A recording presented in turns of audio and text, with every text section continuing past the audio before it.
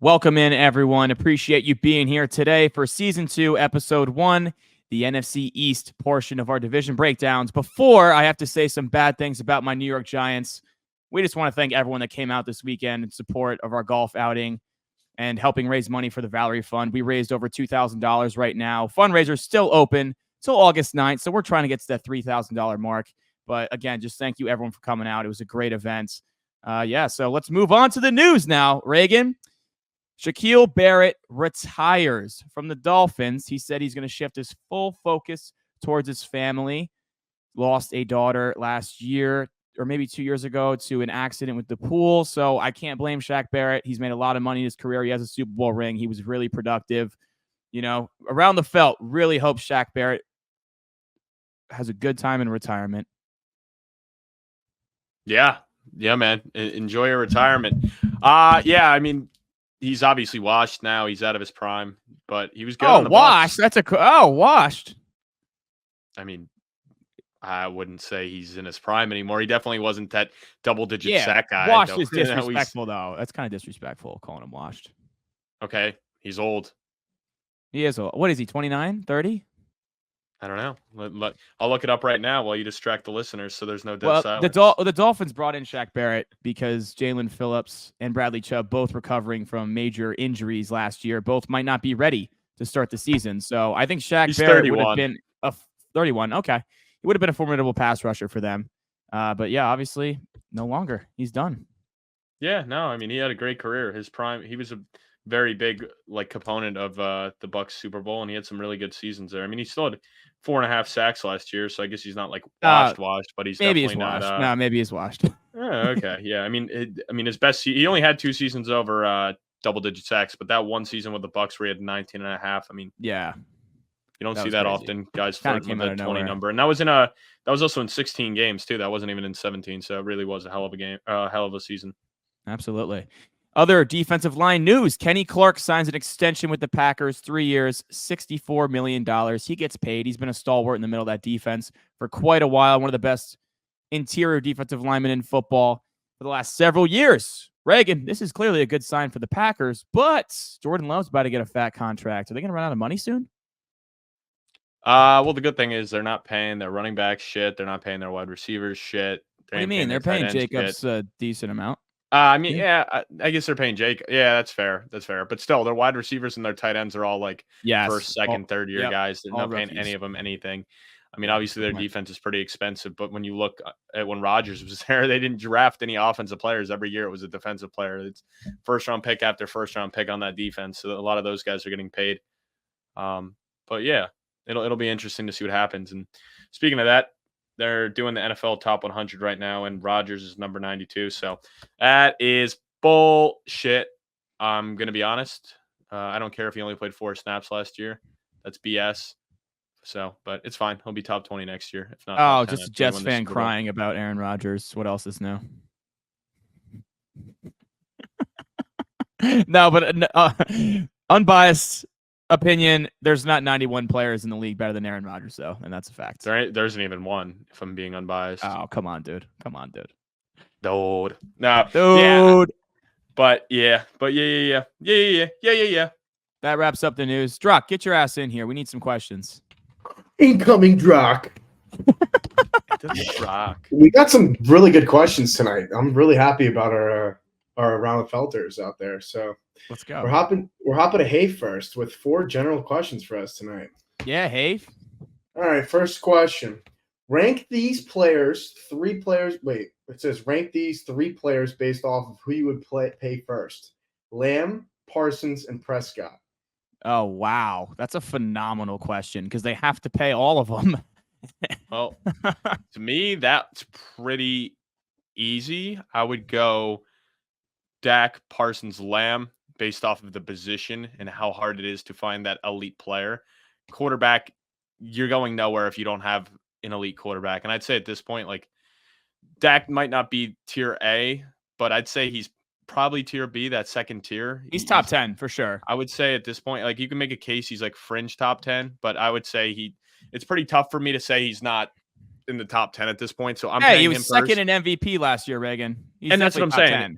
And we'll get into it later. Like his stats last year were crazy, and obviously it's tough to win, but like you pay CD and Parsons and you throw someone else in at quarterback, like you're not guaranteed anything. And then like obviously edge is so tough to have someone at Parsons's level. So I'm going him. And in wide receiver, there's just so many options out there like that. Maybe not CD production, but you could still have a good core of like 2 guys that are like way less productive, but still serviceable with Dak at quarterback. Because who's throwing CD the ball? Also, you got to remember that too. Like, don't get me wrong, a lot of it is CD, but it doesn't matter if he's got a guy who can't throw the damn ball to him. Yeah, I have to agree with your order, Reagan. Dak is number 1 just because he's the quarterback. Now, how feasible it's going to be to pay him, given that they couldn't get an extension done earlier, and now quarterback prices are skyrocketing. He was just second in MVP voting. If he has a similar season, he's going to command north of 50, maybe even close to 60 million a year. You have to pay Micah Parsons. He's been top 3 in DPOY voting the last 2, maybe 3 years. I mean, his pressure rate led the league last season. He changes the entire game. And then even though CeeDee Lamb had over 1,700 yards last year, and he's clearly the number 1 threat in this Dallas offense, and outside of Jake Ferguson, I think they're kind of lacking in weapons. It's just tough, man. This is the problem with the Cowboys roster. It's really not a good roster. They just have that star power. And those are their 3 stars. I mean, they lost so many players. No, I know, but it's and still Trayvon a good Diggs roster. too. Trayvon Diggs too. Zach making Martin, $20 million a year. Know. Zach Martin. Yeah, but the offensive line outside of Zach Martin, a lot of question marks, man. We'll get into it. Smith's not bad also. No, Smith's solid, but those are their 2 guys. Terrence Steele was not good last year. They picked Tyler Guyton in the end of the first round, who has 14 career starts at Oklahoma to start at left tackle. Played 1 game at left tackle. And if you have to kick him inside the guard and Tyler Smith's going to play left tackle, it's a problem. All right, I'm getting into my spiel way too much for later. But, yeah, I think it has to go Dak, Parsons, CD. But all 3 have to get paid. All right, next question. What is the ceiling and the floor for the New York Giants, assuming Daniel Jones can stay healthy? Well, I know Colin's going to say ceiling is Super Bowl, but no. The floor is probably the worst team in the league. I genuinely think that. If Daniel Jones doesn't work out and you're just throwing out quarterbacks, I don't think the offense will be good enough. So I'd say the floor is worst team in the league, and I'd say the ceiling is wild card team, first round exit. Like I could see them coming in at like sneaking in at the 7 and losing in the first round. Yeah, I think the ceiling is probably 10 wins, wild card team, maybe divisional round like 2022, but it's highly unlikely. The floor, I don't think they can be the worst team in the league, just because I think although their roster is certainly amongst the bottom. That's what I'm saying. That's why the fact that they won 6 games last year with DeVito and Tyrod for the majority of the season, losing Andrew Thomas week 1, then losing Barkley for a stretch, and then losing Jones to the ACL, and they still won 6 games where a 2-point conversion that was thrown behind Barkley from Tyrod away from being the Rams. The Jets, they collapsed in under 2 minutes. That was pathetic. And then the Bills, they had to play from the 1-yard line to win the game. So they were basically 3 plays away from winning 9 games last year somehow. So I don't think they could be the worst team in the league. I would say their floor is probably 4 wins, top 5 pick, maybe even top 3 pick. But I don't think they'll be they could be the worst team in the league, given what Brian Dable has shown as a coach. I mean, if you're saying 4 wins, that's a very good chance it's the worst team in the league if you're saying that's their floor. And you got to think floor is the absolute worst case scenario. So yeah, but even if Jones gets hurt again, they don't have Barkley, but they improved in the trenches on both sides of the ball. But that's a big point. They don't have Barkley. Like Barkley was a huge safety blanket for all the quarterbacks they threw in there. I know. Trust me. I don't know, man. I don't know. They're better in the trenches. Be the worst thing. If you're gonna miss the playoffs, you might as well be the worst team at that point, because then at least you're getting your choice of quarterbacks. Yeah, that's true. I mean, I'll look right now. I almost got it up. I'm just curious to see what the odds are for them to come in dead last out of all the teams next year, because I mean, I would, if I had to guess, I still think they're better than Carolina and Denver. Yeah, and maybe the Raiders. I would say they're definitely better than Denver. I'd say they're very comparable to Carolina, but I think they're better than New England. Definitely better than New England. Washington and Carolina, I'd say, are same tier, but I'd definitely say they're better than Denver and the Patriots for sure. Giants got the They're the fifth most favored team to have the least regular season wins next year. Oh, you found it? Yeah, What are the odds on that? I expect. Patriots are plus 360, Panthers plus 600, Broncos plus 600, Titans plus 800, and then the Giants at plus 900. Yeah, so I think that's definitely their floor if they're plus 900. The Titans being there kind of surprises me. Like, I don't think they're going to be great, but how difficult the AFC is and how buns Will Levis was last year. Yeah, that's fair. But definitely an AFC thing. I think if they were in the NFC, it's a little different. But so I definitely think those odds tell you that their floor is the worst team in the league because they would not be plus 900 if it wasn't a possibility. Just saying, man. Take the freaking hat off. Take it off. Okay. Well, I'm not wearing a hat, so it's fine. Take it off, Mr. Biased. It's fine. I'm not being biased. No. All right. If the Giants are a bottom 3 team this year, who is more on the hot seat, Dable or Shane? Actually, neither. They're both fired at that point. I think that seat's like there's no hot seat anymore. I think if they're a bottom 3 team, they're both fired. Like 2 years in a row of failures after the playoffs. I think they clean house, new regime, new quarterback. I mean, you got to think about that. Like, I don't think they're going to be like, oh, well, remember 2 years ago, Brian Dable brought us to the playoffs. Like, it's New York. It's not a small market team. It's New York. If you can't win, and I'll be honest here, like I'm a Jet fan, but still, the Giants are New York's team. They're the bigger team there, so it's a bigger thing there. I don't think, and the Giants have been losing since, ever since the Super Bowl. They haven't had many good seasons. They've had a few where they've done stuff. I mean, 2015 they lost in the first round, and then 2 years ago they won a playoff game. But outside of that, they really haven't done much. So I think that seat will be gone for both of them. I actually disagree. I don't think either one of them will get fired if they have the number 3 pick. And I'm saying that because John Mara actually said he wished he gave former coaches, including Ben McAdoo, a longer leash. He didn't like the constant turnover of 2 years, firing, getting a new staff in. The reason that I think they're safe is because of what happened in 2022, but they extended Jones given what he showed. And John Mara, I guarantee you, was a proponent of that move and wanted to bring back Jones. However, that wasn't their guy. Daboll is a quarterback whisperer. He developed Josh Allen. They're going to let Daboll get his pick at a quarterback before they can him, in my opinion. And that's what a lot of Giants beat reporters are saying as well, that this mindset that's going on Twitter with Hard Knocks going on right now, that they're in the hot seat, another bad season, they're gone. They way overexceeded expectations in 2022. This offseason was basically what they should have done the year prior and tearing it down and giving them their chance to mold the roster. So that's why I think if they pick in the top 5 next year and Brian Dable takes Carson Beck or Shedeur Sanders, which I'm not sold on either as an NFL franchise quarterback yet, but I think they're going to give him the opportunity to try to mold that quarterback first. And John Mara is going to give him 3 or 4 years. Now, if they're terrible this year and terrible next year, I think we see a change. But I think they're not in the hot seat 100%. Right, there's no. Yes. I think we see a change if there's no improvement. But if they in the off chance keep their job and draft a quarterback, and it's the same thing where it's 5-6 wins, like not even close to the playoffs, top 10 pick, they're fired. I honestly don't care what these GMs say and these not GMs. I don't care what these owners say. They always say that, and it's easy to say that like years prior, but when the media is scrutinizing everything you do and all this stuff, it seems like they always end up just firing them anyway. Like I would never take an owner's word for anything because they never stay true to it ever. So, but I do get your point about it. They it's not their guy, but at the end of the day, like it's tough because if they go draft someone and it doesn't work out year one, they say it's like a Bryce Young situation, then what? Then you fire him and then you're setting that guy up where you got a new coach and new GM coming in and it's not their guy and it's just repeating the cycle. And I hate that cycle as a Jet fan. I hate that cycle. And I think most people do with these like bottom tier teams that they just keep doing the same cycle where they're drafting. Oh, well, if they get their guy and it doesn't work out the first year, and then it's like, all right, well, these new guys came in, it's not their guy. So let's get a new guy in there. It's just this whole cycle that never seems 100%. To work out. And it only works out when they finally hit that quarterback, but it could take fucking decades for it to happen. You know what I mean? Like it could.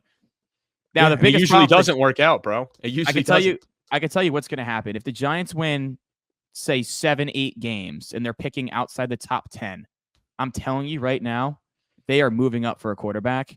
And I know this because Joe Shane was under Brandon Beane in Buffalo, And Brandon Beane came out and said, when they gave up all that draft capital to move it for Josh Allen, he goes, well, we need our quarterback, right? Tyrod's not the long-term answer. We need our guy. And he goes, I gave up all these picks. Well, if Josh Allen works out, no one gives a shit what we gave up. And if he doesn't work out, I'm not going to be here anyways to make those picks. I think Joe Shane's going to have the same mindset. Yeah, fair. Okay, hopping off the Giants. How long will the Eagles be able to kick the can down the road in regards to paying players and how their star players' contracts are set up? Till 2027. I can say that right now because I have the stat here, actually. I was going to save it for later, but I guess I can do it now. Jalen Hurts will not account for more than $32 million against the cap until 2027. For a quarterback of his caliber in this day and age, $32 million against the cap is a cheap deal. So until 2027, they're going to be able to continue to add talent around him to the extent that they did this offseason. Meanwhile, Dallas has fucking Prescott over $50 million, and Giants have Jones at like $45 million this year, and that's why they weren't able to do the same thing. And I will say, like just looking at the Saints, even though they haven't won anything, it seems like they've always been able to kick the can down the road, and they're always in salary cap hell, and somehow they make it work. So I just feel like nowadays there's like these teams that you think like, oh, how's it going to work with the salary cap? They always have a way to make it work out. So I'm not too worried about it. I mean, the Eagles window's obviously now. It'll be interesting to see like if Hurts is a long-term guy, because obviously he had an MVP season. And then last year, don't get me wrong, he still had a good year, but like was not the same guy we saw in 2022 in the Super Bowl. He definitely struggled a lot, but we can get into that more later when we get into the Eagles. I will say Howie Roseman's probably the best GM in the league at manipulating the cap. So yeah. Oh yeah. And he always seems to find a gem in every draft. Late too, for that matter. Facts. All right. Next question. What's your fantasy projections for Jaden Daniels this year? Top 10 or top 15? I mean, I'm probably not drafting him as my first quarterback. I mean, if I had, he's like a guy to me that I would be taking a late shot on if I don't have one of those top 2-tier like the top 2 tiers. So kind of like Anthony Richardson last year, even though he got hurt and you had to drop him, but he showed that he would have been good for fantasy through those like first 2 or 3 games, however many he played last year. He was definitely relevant. So he's a guy I would definitely take late and hope that you can play him. But I don't know where he'll finish. It's really tough, but you'd imagine if he stays healthy and plays all the games, he has a very good chance to end as a top 12 quarterback. Yeah, I don't know where his ADP is right now in redraft leagues, but he's the best rushing quarterback to enter the league since Lamar Jackson. And just that gives him such a high floor that if I'm waiting on taking a quarterback in redraft leagues and I'm taking one of those guys like the 10th to 12th quarterback off the board, I'm also double dipping and taking Jaden Daniels because he does have the upside to be a top 10 fantasy quarterback just with that rushing upside. Even though the Commanders still don't have a very good offensive line, it should be improved from last year. I like Terry McLaurin. Jahan Dotson's not lived up to expectations. They got McCaffrey in the 3rd. They got Sinnott in the 2nd. So there's some talent around him, but I think that rushing upside really just gives him a high floor where as long as he stays healthy, I don't think he can finish outside the top 20, maybe even outside the top 18. So I think he's going to be a viable QB2 as his floor. His ceiling, I think, could be pushing 6th or 7th. Yeah, I'm going to be honest, like best ball drafts, I'm targeting him like crazy because of the fact that he's such a wild card and he's a guy that could probably go for 40 points in the league. I mean, he's going to burn you some weeks, let's be honest, but with all that athleticism, like you said, he's a guy I definitely would want to target in those type of leagues and the daily fantasy lineups as well, because he could be the QB1 on any week with that rushing ability. It's just the consistency is tough. It really depends on how you want to mold your roster. And also, his biggest flaws are struggling under pressure, but for fantasy purposes, he threw a great deep ball at LSU. He was really accurate. He has a strong arm, and he started in college for 5 years. So he's very NFL ready, which also helps compared to a guy like Drake May or JJ McCarthy that's going to need some seasoning. They're probably going to struggle more so. Jaden Daniels is more ready to play in the NFL right now. Assuming Saquon scores the most, what running back will finish 2nd in fantasy points within the division? Zeke. It's Zeke, no doubt in my mind. I don't like that pick. No doubt in my mind, dude. I am super confident. He's a guy I'm targeting super late in fantasy this year. He's a guy I think will end his top 24 running back. They have nobody there, but also Zeke knows the system. I think he's a guy that's going to have 10 touchdowns. Like whatever his line is, I saw 5.5 rushing touchdowns in the season. I think he doubles that. I'm not even joking. He's a guy that's going to be used heavily. And to me, on the Patriots last year, he looked good. He did. He looked better than he did on his last season with Dallas, and that's because he was healthy. So he's a guy who's going to get a lot of touches. And to me, Washington, a lot of uncertainty. I mean, they have Eckler, they signed Eckler, and obviously Brian Robinson. Obviously, he's still there. And then with the Giants, I mean, Singletary's the guy they paid, but I'm not sold on. I'm not sold on him. I really think it could be the rookie. It's Penny, right? No, not Penny. What's the Tyrone Tracy? Tyrone Tracy. Eric Ray is the second year back out of Oklahoma. And that's what I'm saying, where the Giants, I'm not really fully sold that Singletary is going to be the guy because, he had a lot of success in Houston, but that offense was very high-powered, and it's a lot easier to run the ball well when C.J. Stroud's lighting up the field. It'll be a little bit different when you go to an offense that ain't as high-powered as that. So I'm definitely not sold on Singletary. So Zeke's my answer for sure. I mean, Zeke's clearly on the decline. He only had 4.1 yards per touch last year. New England offense was bad, but Zeke was also bad in 2022 compared to Pollard. But the one thing I will agree with you on, Reagan, is I think Pollard was like 8th in the league in like goal line touches last year. Zeke was, I think, 4th in the league the year before, something around that. So he's clearly going to be the goal line back in an offense that should score a lot of points. So I think just purely off the touchdowns, he'll probably outscore the rest of the bunch. Singletary has it over 1,000 yards in 3 straight seasons, though, total yards. So I don't know. It's tough. Like the Commanders, I have no idea how, like, is Eckler going to be the every down back? Is it going to be Brian Robinson on rundowns and Eckler the passing down guy? It just seems too obvious. Like you're kind of tipping your hand a little bit on the play call. I don't know. I don't really love either of them. I don't really love the Giants backfield. The Cowboys might have the worst backfield in football. Like, I don't know, dude. It's a tough choice. I just don't. I think Zeke is just not going to have a good year. And with the departures in Dallas on the Dallas O-line, I don't know because Tyrone Tracy, I have no idea how big his target share is going to be. He's a 25-year-old guy. I guess I'm going to go. He didn't ask you to say I don't know. He asked you to pick. I'm going to take Devin Singletary. Brian Daboll loves him. Yeah, baby. Brian Daboll loves him. He wanted Motor back, so I'm going to go Singletary. I will say you said Zeke had averaged 4.1 yards a carry last year. No, per touch. Oh, per touch. Okay. I was gonna say, I was like, that's not bad. Okay, fair. No, per touch. Receptions and runs. But he also was on the Patriots, bro. But to me, no, yeah, I said that. Yeah, way better. And also, let's not forget when he was on Dallas, he was playing injured. I mean, dude, there's a lot of tread on those tires, though. Yes, but he's also going to be on the field. He's going to be a 3-down back for them. Like, he might be in a timeshare, but he's going to be the lead of the timeshare, and he's going to be on the field a lot on 3rd down because he's one of the best pass-protecting running backs in the league. So I'm just going off the guy I think will get the most value and the most high-powered offense out of the 3. Okay. Who benefits more from the Kellen Moore's offense, Devontae Smith or A.J. Brown? Oh. Who benefits more? I mean, I would say it's pretty. I don't know because they have just coexisted so well the last 2 years. Both of them had over 1,000 yards, and I mean, clearly the offense last year was not nearly as good as it was under Steichen in 2022. I think they both benefit greatly with Kellen Moore. It's going to be more of a passing attack than I guess in recent years. Just because Kellen Moore does love throwing the football, and that's kind of why him and McCarthy had a falling out. I'm going to say A.J. Brown just because he's the number 1, but I think they're both going to see a bit of a boost in production. Oh, yeah, they're definitely going to see a boost. It's going to be a pass-first team where last year – I don't know, though, because I don't know if much changes because last year they were a pass-first, and at times it didn't make sense because they were running the ball down teams' throats, and then they completely abandoned the run.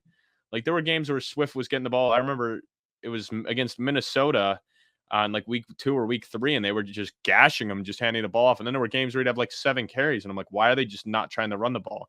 Because that was why they had so much success with Sirianni the first year was because they were running the ball a ton, and the same with his second year. So I don't know. But I would go with Brown just because he's the number one. He's the better fantasy player. But I think they both have better seasons, barring injury. Thanks for agreeing with me, bud.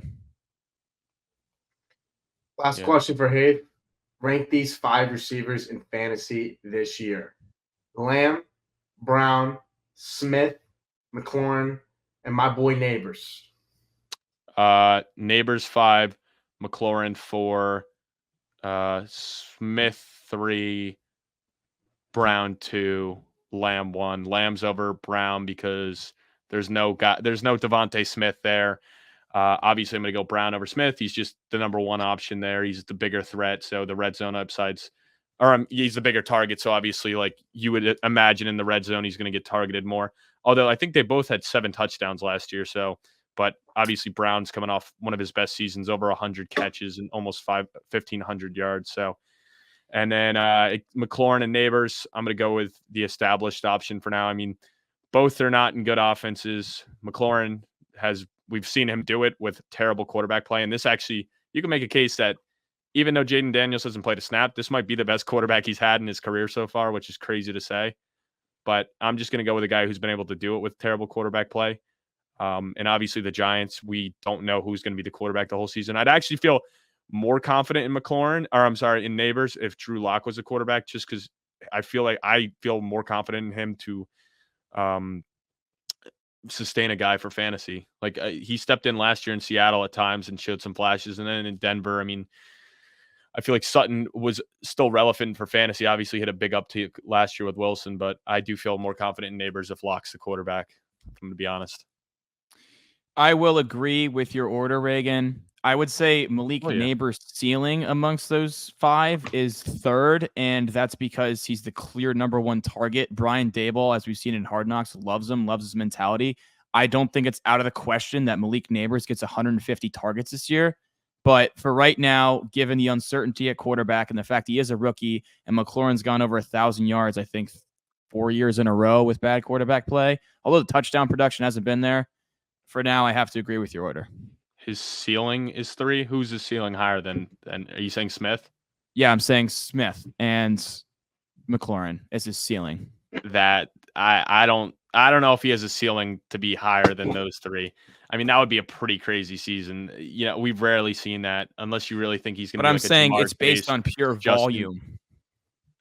And yeah, having one of those type of rookie seasons, obviously doesn't have the quarterback play that they had, but it's based on volume, like PPR, like more catches could get him above. I mean, I'll let you say the McLaurin thing. It's hard for me to see his ceiling being higher than Smith, but you're right. I mean, hey, it's possible. It's possible. I mean, he would be the number 1 option, so it definitely helps his case.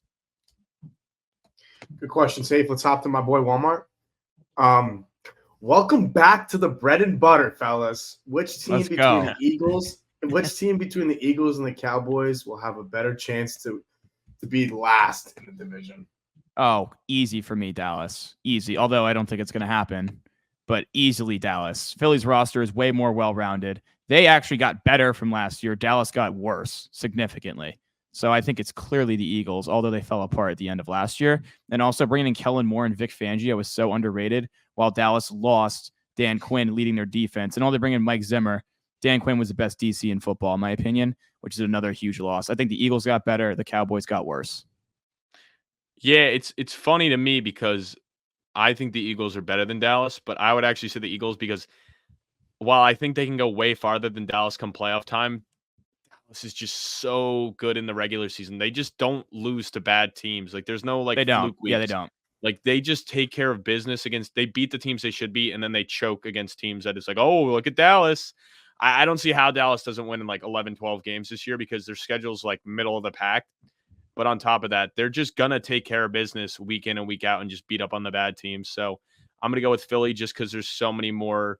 There's just, to me, it could all not work out. Like Moore is on his 3rd team already, you know, like he's been bouncing around a lot. Fangio's been bouncing around a lot. Like it's not a guaranteed all this works. And there's a possibility that a lot of those holes aren't fixed. I mean, they got a lot of like players in the offseason for the defense, but if that doesn't work out, like, and their defense is Swiss cheese again, they're going to have issues where I don't see Dallas having issues and taking care of business. They're still going to lose in the first, second round. I can tell you that much, but They ain't missing the playoffs. All right, let's hop to Papa Toff. Mr. Toff let's go.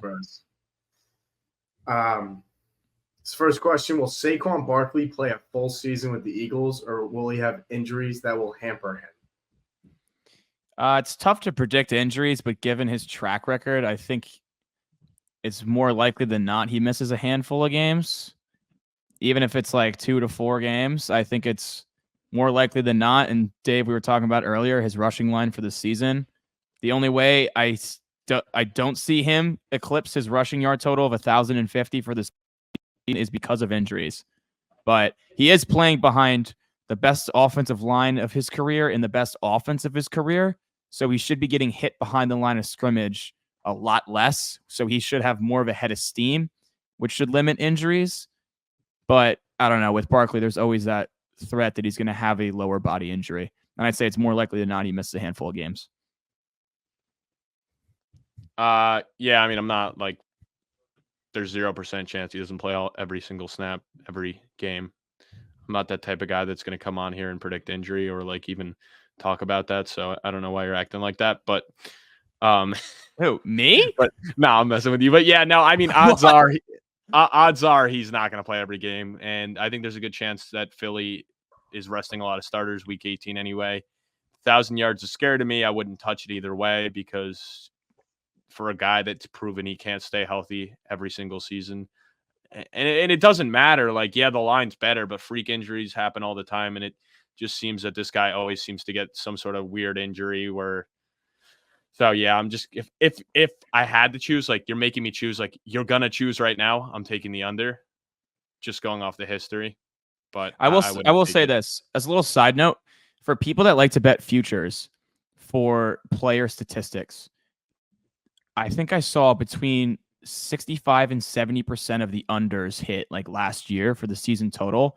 And that's because they're pacing it based off what they've done in the past, but there's no guarantee they're going to stay healthy for a full season. It's really rare that a star player, for most of them, will stay healthy for the full season, which is why if you're going to bet futures, really pick your spots and be careful because odds are the under is going to hit. It's just math. And that's why Vegas does it that way. Guys get hurt. All you have to do is miss 3 games. They don't hit that, even for a receiver, that 1,250 yard total that they've hit the last 2-3 seasons.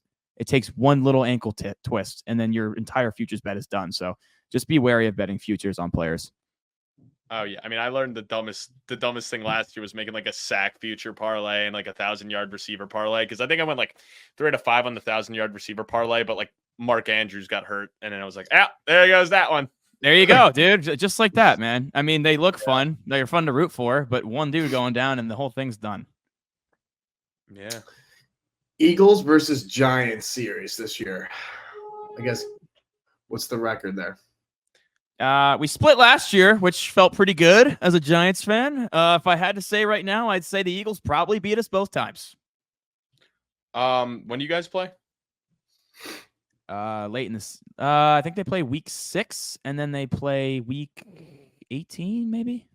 Yeah, I mean, I forget when I did have them splitting. I actually am very low on the Giants, but I do think they win one of those. I just think that's the Eagles are going to.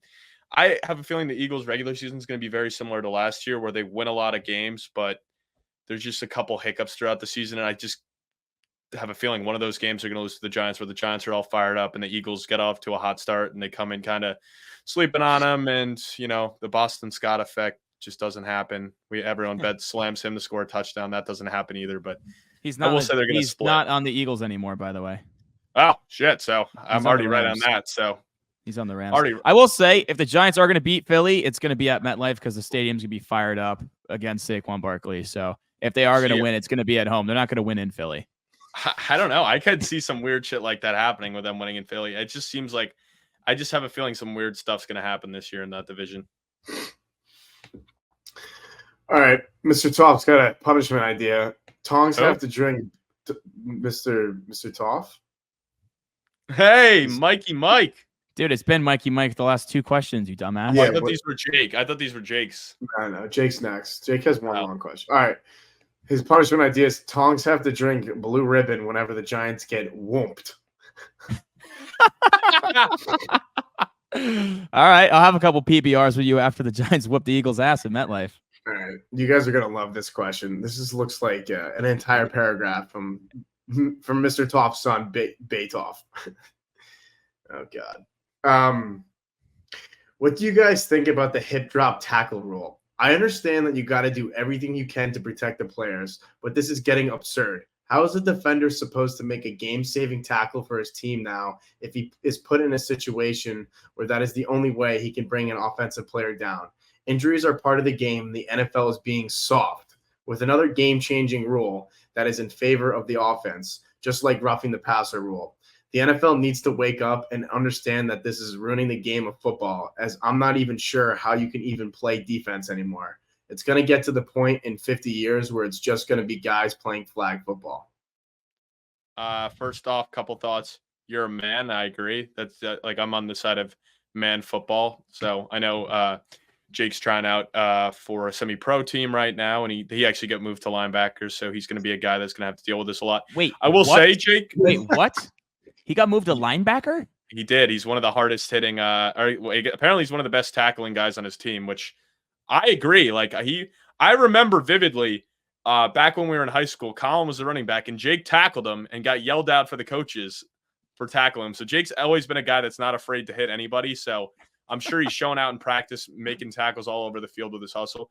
But all that aside, Jake, first off, I don't think a guy's going to not make a hip drop tackle if it's to save the game. Like, you're going to make the tackle which I don't even think they throw the flag if it's something like that big. I think the refs swallow the whistle. But if they do, it's not like, oh, well, he did a hip drop tackle, so they get a touchdown. You're still giving your guy another play. So I think if it's something like that, they're going to do whatever it takes to get under the ground because at least you live another play. Yeah, I think it's weird. It'll be interesting to see this year. I don't think it'll be called nearly as much as like roughing the passer because it's going to be a lot less obvious. And it's going to be so many more opportunities for it to happen. So I think the whistles are going to be swallowed a lot. And if it is way overcalled, I think in the next offseason, they'll definitely adjust it and tweak it. So my thoughts.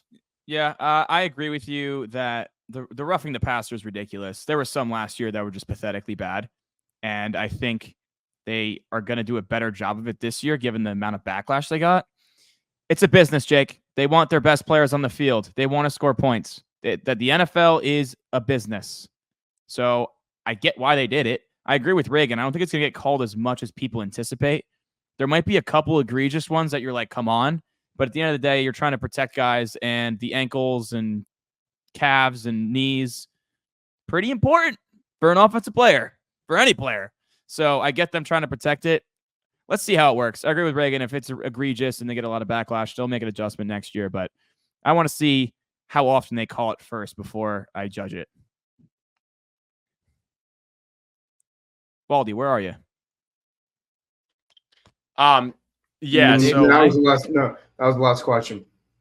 Okay. Oh, okay. Thanks for letting us know. All right, Reagan, you ready to roll into this division?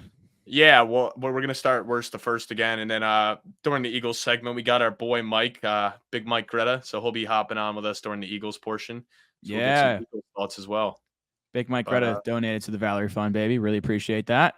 In our Instagram bio, if you feel the need. Okay, it's for the kids. All right, the Washington Commanders, Reagan. We love the kids. 6.5. Yeah, we love the kids. A 6.5 win total this year. Obviously, they added Jaden Daniels to the quarterback room. They're finally out of quarterback hell. Well, that's what the Commanders fans hope. Reagan, what are you anticipating for the Washington Commanders in 2024? Yeah, I mean, it's going to be a rough year. I'm not buying into it at all. I actually have them technically, they're coming in third, but I have them winning 5 games this year, dude. I'm not sold on this team at all. I just think it's a young team, and I think they will have a lot of bright spots this year. Like, I think Jaden Daniels will prove he's the guy, but I just think there's going to be a lot of growing pains for him, and I just think this team's still a year or two away from competing. So, yeah, I got them 5-12. I mean, I like a lot of the draft picks they got. I'm super high on Ben Sinnott out of Kansas State. Like, I think he's going to be a very valuable guy, especially for fantasy. So he's a guy I'm targeting late in all kind of platforms, especially Dynasty. I wasn't able to get him, but I'm definitely trying to acquire him. Best ball, drafted him late, but he's a guy that I really like. And, you know, it's just tough for me with Washington because I just think they're far away. But, hey, at the end of the day, you got a new ownership group, and so far they've been making all the right moves. So if I'm a Washington fan, future is bright. You're right, Reagan. That is the biggest win for the Commanders over the last year was the new ownership group, even more so than Jaden Daniels, because Dan Snyder was just the worst owner in all of sports. Don't have to get too much into that. Thank God he's out of there. I know Walmart's pretty pumped about that. They did have some losses. Charles Leno, Logan Thomas, Curtis Samuel, Cam Curl, Antonio Gibson. Nothing too significant.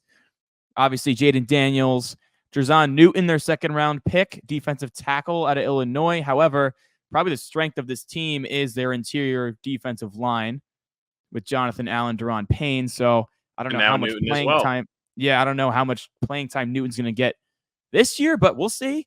Dorrance Armstrong is a solid addition at the edge. Frankie Louvu, another solid pass rushing addition. Tyler Biadasz at center. Bobby Wagner, Austin Eckler, Jeremy Chin. A lot of aging veterans in that group right there, but we'll see. I mean, their schedule isn't too difficult. It's the 13th easiest schedule projected by Sharp. I mean, the run game wasn't good last year. The offensive line was terrible. They allowed the second highest pressure rate in the NFL. I'm sure the Giants were first. They allowed the most quarterback hits, second most sacks. Only the Giants were worse. Their quarterback play was awful, really inaccurate. Howell put up a lot of numbers because they threw the ball a ton with Eric Bieniemy as OC. I'm not a believer in Austin Eckler anymore. 3.5 yards per carry last year. I think it's weird, though, because the year before he was so good. And he just fell off a cliff. So I'm really not sold on him. I think Brian Robinson's the better back at this point. He had 1,100 yards last year, 9 touchdowns. He's pretty solid. As I mentioned earlier, Terry, another 1,000-yard season last year with bad quarterback play. Dotson hasn't lived up to it. First-round pick out of Penn State. I liked him. But honestly, the problem with this team last year, Reagan, was the defense. They were basically bottom 3 in every major metric. It was terrible. And although Dan Quinn is their best defender mid-season. Yeah, they traded away Montez Sweat, who was their best defender, and then Chase Young, who, although never lived up to draft status, he just never really recovered after that major knee injury. But they did add a lot of edge rushers this offseason. Dan Quinn is the right hire for them to fix this defense, though. I will say that. His defense is in Dallas, which we'll get into later, but they just wreaked havoc. They had the best turnover margin in the league. They returned so many I think they had 6 returned for touchdowns last year, which is ridiculous. So I do like bringing in Dan Quinn, but there's just a lot of question marks in the back end of that defense. Emmanuel Forbes was awful as a rookie, over 600 yards allowed in coverage. Daron Payne and Jonathan Allen both kind of took a step back last year. Armstrong had 16 sacks over the last 2 seasons under Dan Quinn in Dallas, so I do like that addition. But I don't know, man. The secondary is still bad. I got him at 6-11. I'm just confused. Sorry to cut you. I'm just confused about the direction of this team. All the moves don't really make sense because you're trading a guy like Montez Sweat, and you get a good pick out of it, but he's a guy who's on the younger side still. But then in the offseason, you go out and sign a bunch of veterans that are outside of Bobby Wagner. Yeah, he had a good year, but what's the point of paying Eckler? Yeah, he's 34. You're going out and paying a lot of old guys. It doesn't really add up. The timeline of this team is very confusing because you have a good draft, but then you go out and pay a lot of veterans that aren't even good to the point anymore that you're going to be competing. You're kind of just paying them to pay them. You're just paying for names. Just so many weird offseason signings. So the direction of they're trying to go this year is very confusing. So I don't know if it's just new ownership group wants to win now, willing to throw money around, but it's still better than Dan Snyder, but it's just very confusing where with a lot of these moves, very head scratching. I agree with you 100%. Now, if Jaden Daniels gets hurt, this team is absolutely screwed. We touched on it earlier. He's the closest thing to Lamar in the league right now. Great deep ball. He does take a lot of hits, though, and he kind of has a slender frame. So if he doesn't learn to slide or get out of bounds and master that like Lamar Jackson has, it could be an issue. He also struggles under pressure, and this offensive line should be better. I mean, it's hard to be worse than what they were last year, but still, I'm a little worried about that. He did average 60 yards a game and had 34 rushing touchdowns in his college career, which is ridiculous. So again, touching that fantasy upside, it's definitely there. Newton's a stud. He was really good. His pressure rate was really good from the interior last year. Has a little bit of injury concerns, but he's also that third guy in the interior. So curious to see how they rotate those guys. And you love Sinnott. I think Sinnott's good too. I think he's definitely going to beat out Zach Ertz pretty early. Oh, 100%, dude. Yeah, I mean, they're going to use the guy all over the field. he's gonna be getting touches in the backfield too. The guy's a chess piece. They use them all different kinds of way at Kansas State. So I'm super excited for him. Absolutely. And before we move on from the Commanders, I just want to shout out Luke McCaffrey. Dude's played receiver for 2 years. And although he was playing at Rice, he was a stud.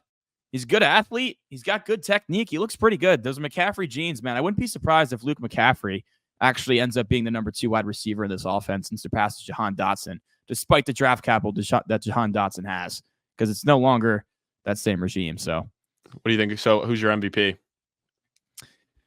My MVP is Terry McLaurin. I think he's got to be that guy for Jaden Daniels to aid in his development. He's probably going to have another 1,000-yard season. It was just tough for me to pick anyone else. I mean, you could go Jaden Daniels. A little risky, though. Jaden Daniels is my X factor because if he has a really good rookie season, then this team could potentially push for a wild card spot. But, yeah, I think Terry McLaurin is the most important because of what he can do to aid Jaden Daniels' development.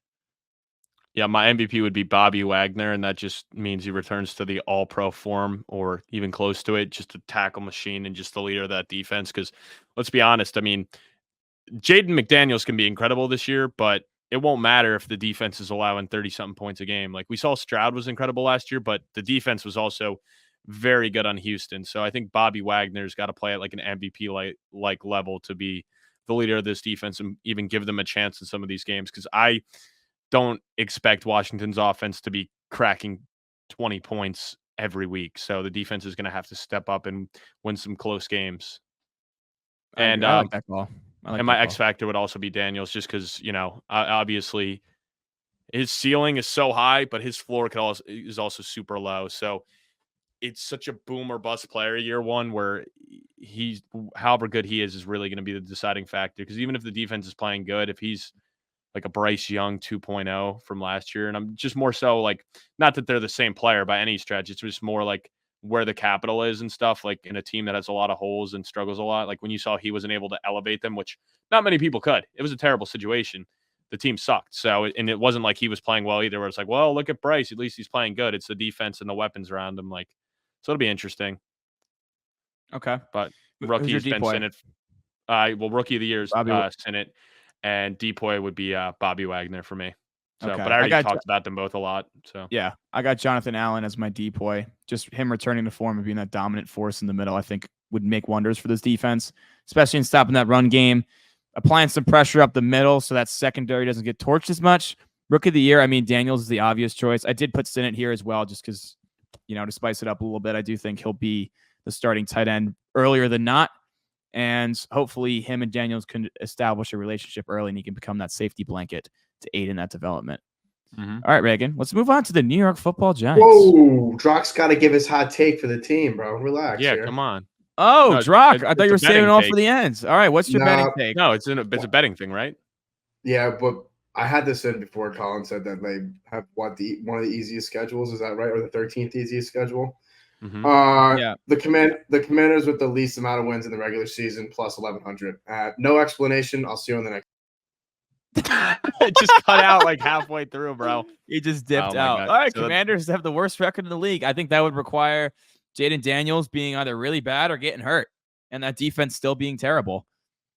But yeah, no, okay. That's a good first of many Drock locks slam at futures. So I have no problem with that. The value's pretty good there too, plus 1,100. That's juicy. I mean, it's a tough thing to make, but and the only thing with those ones that are tough to root for, it's like you're almost like rooting for them to get injured for that one, because you know if Mariota takes over, there's a fucking amazing chance then that hits. Absolutely. I mean, they picked second last year, you know, and they have a rookie quarterback now. They still have a lot of holes. Dan Quinn hasn't been a head coach in quite a while, although he's not a rookie. He has led a team to a Super Bowl, which I think helps. But yeah, I mean, I don't hate the value there at plus 1,100. No, not at all. All right, Reagan, the New York Giants, 6.5 win total. Some key losses. Obviously, Saquon Barkley. Xavier McKinney played every snap last year. Adoree Jackson still unsigned. Tyrod Taylor, now Aaron Rodgers backup. Some key adds. Brian Burns, John Runyon, Jermaine Ellamore, Devin Singletary, and I had to throw in Malik Neighbors here.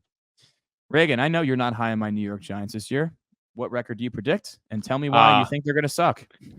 Yeah, man, I just have him at 5-12, and this might be more of a hater type thing or just the fact that I really don't believe in Daniel Jones. I just think he's cooked. I mean, I'm not rooting for injuries, but the guy's neck is just in shambles. He's just one weird tackle away or fall from his career being over. And I'm not rooting for injuries by any means, but I just think at this point, like whether or not we had that whole debate before about the GM and the coach and if they're around and stuff.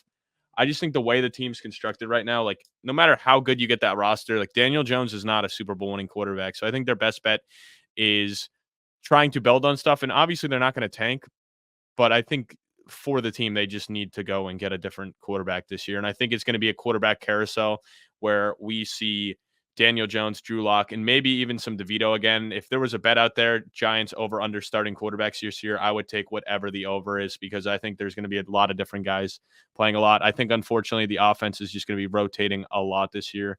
I love Neighbors, love the pick. I mean, obviously, before I still think he finishes 5th and has nothing to do with the talent. It's more just so the uncertainty of the offense and the different holes. I think not having Saquon is really going to hurt Daniel Jones a lot as well because I don't think Devin Singletary is going to be able to take the pressure off. Teams are going to be able to stack the box pretty easy. It's not like Devin Singletary is a Saquon Barkley where it's like, oh, one big play and he's gone. And think about it. Saquon Barkley had plenty of games where he was just getting stop. And then all of a sudden he broke off a 50-yard run. And I have no confidence that Devin Singletary is going to be able to do that. Pause. Barkley lost that ability after his knee. The splits of his explosive run rate before that injury and after, like last year, just wasn't there. Like he gets and I agree, now. but like it wasn't there anymore. But he was still the only explosive threat really on the offense, which I agree with you. He had a couple. He did get caught, but he still would break off like a 30, 40-yard run. That would still happen. He would get caught, but it was dropped. His splits were terrible. I'm not saying he was super efficient, but it's still the name alone would put teams on notice. Like you're not coming into that. Defenses aren't coming in and being like, "Yo, we got to watch the new 2-6." Like the old 2-6, I get it, but the new 2-6, he ain't like that. So I'm excited for Neighbors. I mean, it sounds like he is officially retired, right? Yeah, that was like a month ago. So Waller's gone. That didn't work out. I knew that wouldn't work out, but you know what? You guys didn't give up much for him. Defensive side, I mean, you guys do have a good defense. Obviously, Dexter Lawrence, you could make a debate that he's the number one guy. I think there's a couple guys there in that top tier, and he's 100% one of them. Brian Burns, I mean, I think a lot of Giants fans are very bullish on him, and I don't blame you. I mean, we've seen what he can do. It'll be interesting to see if he's still that elite edge rusher he once was. I mean, he's not the top 2 tiers, but he's definitely – we've seen him be in that tier 3. So if he can get back to that form, if not even better, that would make me excited for that pair, plus Thibodeau. So the D-line – very good. I think they get a little bit of disrespect from outside of the Giants world. And then the secondary, it'll be interesting. I mean, obviously losing McKinney, like you highlighted before, that is a major loss. But for the money he got, I think it was smart to not pay him. Because what did Green Bay end up giving him? Like 18 a year. So I think that was smart. He doesn't really fit your timeline right now. And that's a lot of money for a safety position that it's been proven it's not a premium. There's a reason why pretty much every year the past couple of years, there's not a safety drafted in the first round. And then a guy like Kyle Hamilton, who's a stud, falls. So I think that was a smart move to not pay him. But it's just hard for me to see this team succeeding. I really don't believe in the health of Daniel Jones and the talent of Daniel Jones at this part. I just think a couple years back, it was the perfect storm where a lot of things broke the way. A lot of close games were won, and I'm just not feeling it. And I admit it, maybe I'm a little low on them, but I got them at 5-12. I got 7-10. I think given how bad the roster was last year, the amount of injuries, being on a 3rd-string quarterback, they had a tough schedule last year. The fact that they won 6 games, and not just won 6 games, but they competed and won 3 of those games in the back half of the season. No, I'm sorry. They won 5 of those 6 in the back half of the season. I think that is a really good thing that Giants fans should be proud of because that means the players didn't quit under Brian Daboll and they still believed in him. They still believed in their leader. So I think that's a positive. They do have a pretty difficult schedule this year. I mean, it's middle of the pack. I mean, the biggest thing that I agree with you with, Reagan, is not paying Barkley and not paying McKinney because they weren't winning with those guys anyways the last 5 years. You're not going to pay a running back and a safety non-premium positions given the state of your roster when you were negative 51 in sack margin last year, which is the worst since 2000 by a long shot. They allowed 85 sacks. The second most in NFL history. and their offensive line ranked 31st in pressure rate allowed. So what they do? They brought in offensive linemen, and they traded for Brian Burns. And although they didn't draft any offensive linemen, they did sign 2, which I liked. So you use those funds, and you build the trenches, which when the Giants win Super Bowls, they're phenomenal in the trenches. So I like that part. But ultimately, I agree with you, Reagan. 7 wins feels right for me because I think they won 6 last year, and I think they're going to be a little better than they were last year. I'm assuming they're going to be more healthy than last year. They're one of the most injured teams in the league last year. And like I mentioned earlier, they're 3 plays away from winning 9 games, which is kind of crazy. But yeah, Jones, huge red flag. I agree with you, Reagan. I think if the Giants are out of the playoff race come December, he's going to get benched because he has that injury guarantee for 2025. And we just saw what happened with Russell Wilson last year where he got benched. Giants will do the same thing so they can move on from after the season if he doesn't have him in contention for a playoff spot and he's not performing like he did in 2022. My biggest fear is 2022 was their ceiling with Daniel Jones as the quarterback. It just, it just is what it is. He does not rank well in his passing metrics down the field. What made him so good in 2022 was his ability to scramble and his ability off of play action, which coming off a knee injury, now those 2 things are questionable. If he's just to sit there in the pocket without Barkley next to him, which his splits with and without Barkley, he was significantly better with Barkley on the field than without Barkley. If he's going to sit there in the pocket and just drop back the whole game, I'm skeptical. And I mean, this 2022 season, also, Dable was phenomenal in scheming that up for him. And I don't know, dude. I'm just skeptical that he can sit in the pocket and light up a defense. I think Malik Neighbors certainly helps. I think he's the best weapon he's had by far in his career to throw the ball to. But I don't know. Wan'Dale Robinson, I think, is going to have a big year in the slot. He came back from that knee injury and looked really good the second half of last season, and he was just breaking out his rookie season before that knee. I mean, Darius Slayton led the team in receiving again last year for the 4th time in 5 years, and he's never eclipsed 800 yards. So that's a problem. I'm hoping Neighbors changes that. I like Runyon at guard. I like Elmore at guard. And what's nice about Elmore is guard tackle flexibility. So if Evan Neal doesn't figure it out, he's going to be out of town, and Elmore is going to play right tackle, and that's just it is what it is, you know? Evan Neal is such an X factor for this team this year. I do like the defense a lot. Kayvon, 11.5 sacks last year. I'd like to see the pressure rate get up there more, and I think having Burns opposite of him is really going to help. He was 11th in ESPN's pass rush win rate last season, so that's really good to have opposite of Kayvon. Obviously, Dexter Lawrence, a top 3 interior defensive lineman. I say Chris Jones. You can go back and forth with him and Quinon all day if you want. We can have the argument, but that's the top 3 in my opinion. His pressure rate was 15.3%, which is nuts for an interior defensive lineman. 3rd in ESPN's pass rush win rate. He's constantly double teamed. He lines up on the nose, and he has like over 80 pressures the last 2 seasons, and the next closest from a pure nose tackle is like 20. So he's one of the most dominant players in the league. I do think the offense will be good. I think the Giants will play a lot of 17-13 games, a lot of 20-14 games. I think they get 7. I think their ceiling is 10. I think their floor is 4. But I'm most excited for Malik Neighbors, man. He was an absolute stud at LSU. He caught 26 of 29 targets, 15-plus yards downfield.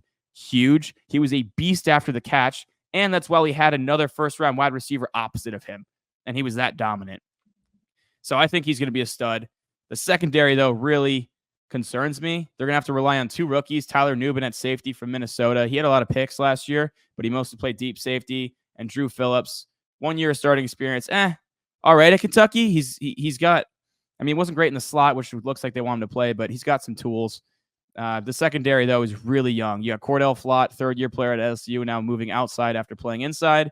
Deontay Banks was good as a rookie, had a couple bumps, but for the most part, he was shadowing the number 1 and played really well. Different defensive scheme with Wink Martindale now out, Shane Bowen in. Going to be more of a 4-man rush and playing zone as opposed to blitzing a lot. I think that could help them, but yeah, I don't know, man. The offense really scares me. If they don't figure it out along the offensive line, it's going to be a long season. Yeah, and I would say Neighbors, like, I think he could go for 1,000 easy. I mean, I just look at guys like Chris Olave and Garrett Wilson. I mean, they both were able to do it. Similar draft capital. They both were able to do it their rookie years, getting over to that 1,000-yard mark. I don't know if Olave got there, but he was very close because I know he had a little bit of injuries. Yeah, with poor quarterback play too, especially for Garrett Wilson. Yeah, it was a quarterback carousel for both teams. I mean, Dalton, Winston, a little bit of Taysom Hill, and then Mike White, Zach Wilson. Joe Flacco. So I completely think Neighbors can get over it. I actually think, and I'm going to say it now, I think Locke is the best option going into this year for the Giants. I think he actually gives them the highest ceiling out of any of the quarterbacks on that roster, but only time will tell. Yeah, Neighbors' receiving line is 850, by the way. I would take that over, yeah, but it's just tough again because of injuries. But I would take that over, and I'm assuming that's why Dave was about to pop in to say that that's his. Can y'all see me right now, or am I just black? It's just a black screen. Black. Damn. I don't know what's going on with my camera, but yeah, Drock's going to take over 850 receiving yards from my boy, Malik Neighbors. Slam it. He's putting $1,000 on it. I already took the over as well. I already took it before Drock's lock. So funny. But I know if I'm in sync with Drock's locks, I'm feeling pretty good about my bet. Drock's lock is also waiting for Neighbors. He's also waiting for a Neighbors jersey in the mail. The dude just hasn't picked his number yet. That's so funny. You need to clip this and post this on the Instagram. It's just going to be a black screen with the slam it in the background. Slam it. Who's your MVP for the New York Giants, Reagan? Oh man, it's tough. But I'll probably just go with Dexter Lawrence here. I mean, he's, he's actually there's no debate. He's your best player by far. I mean, he's the anchor on that defense. I mean, if he goes down, that amazing D line is going to be terrible. He is going to open up so much for Thibodeau and Burns versus if one of those two is to miss time, it does not factor into him. So if he goes down, like both of those guys won't even hit double-digit sacks, in my opinion. He's going to open up so much for this team. So he's going to be by far the reason that defense is successful. So good against the run, so good at putting pressure on versus if he is to miss any time, I mean, that defense is going to be letting up 30 points a game easy. Yeah, I have Dexter Lawrence as well. I mean, especially the run game, too, because there's a hole next to Dexter at the other D tackle spot. Like, someone's got to win it in camp. A lot of inexperienced players that got to prove it. And although Bobby Okereke is an absolute stud at linebacker, that I would say a top 10 linebacker in the league, and he was so good last year, played every snap. If you don't have Dexter Lawrence in front of him, it's going to be a lot more difficult for Bobby O to go to work. So I do have Dexter Lawrence. Just to give another name, Andrew Thomas. We saw what happened to that offense last year when he pulled his hamstring against Dallas in week 1. I don't think he came back to like week 7 or 8, and they were god-awful when he got – I mean, it was the worst offensive line in the league last year, even with Thomas on the field. That's how bad the rest of the group was. So if Andrew Thomas goes down again, this offense is not going to average more than 15 points a game. They need him to stay healthy to protect whoever's at quarterback. So just to put another name out there, I'll go Andrew Thomas, but I did have Dexter down. X Factor, Reagan, come on, it's Daniel Jones. Yeah, I was going to, Daniel, you could say, honestly, I'm just going to say the quarterback room, actually, because I'm not sold on Daniel Jones being the start of the whole season. I just think there's too many variables. I would put the percentages at, I would love to put it at 0, but obviously you can't. So I'd say a 1% chance he plays all 17 games. There's just too many reasons for it. So I'm going to say the quarterback room is the X factor because as long as one of these guys is able to sit behind there and get it to the playmakers and Neighbors and Wandell and, I mean, even Singletary in this case, and it'll be interesting. I know who's the rookie tight end you guys got? I forget his name, but I know he was an athletic freak and it was like testing off the charts. Theo Johnson, yeah. So his testing numbers were really good, but what kind of worries me a little bit about Theo Johnson, like he has all the tools to be a really good receiving threat, but he just wasn't at Penn State. And Penn State's known for having really good tight end play and guys that develop well in the NFL.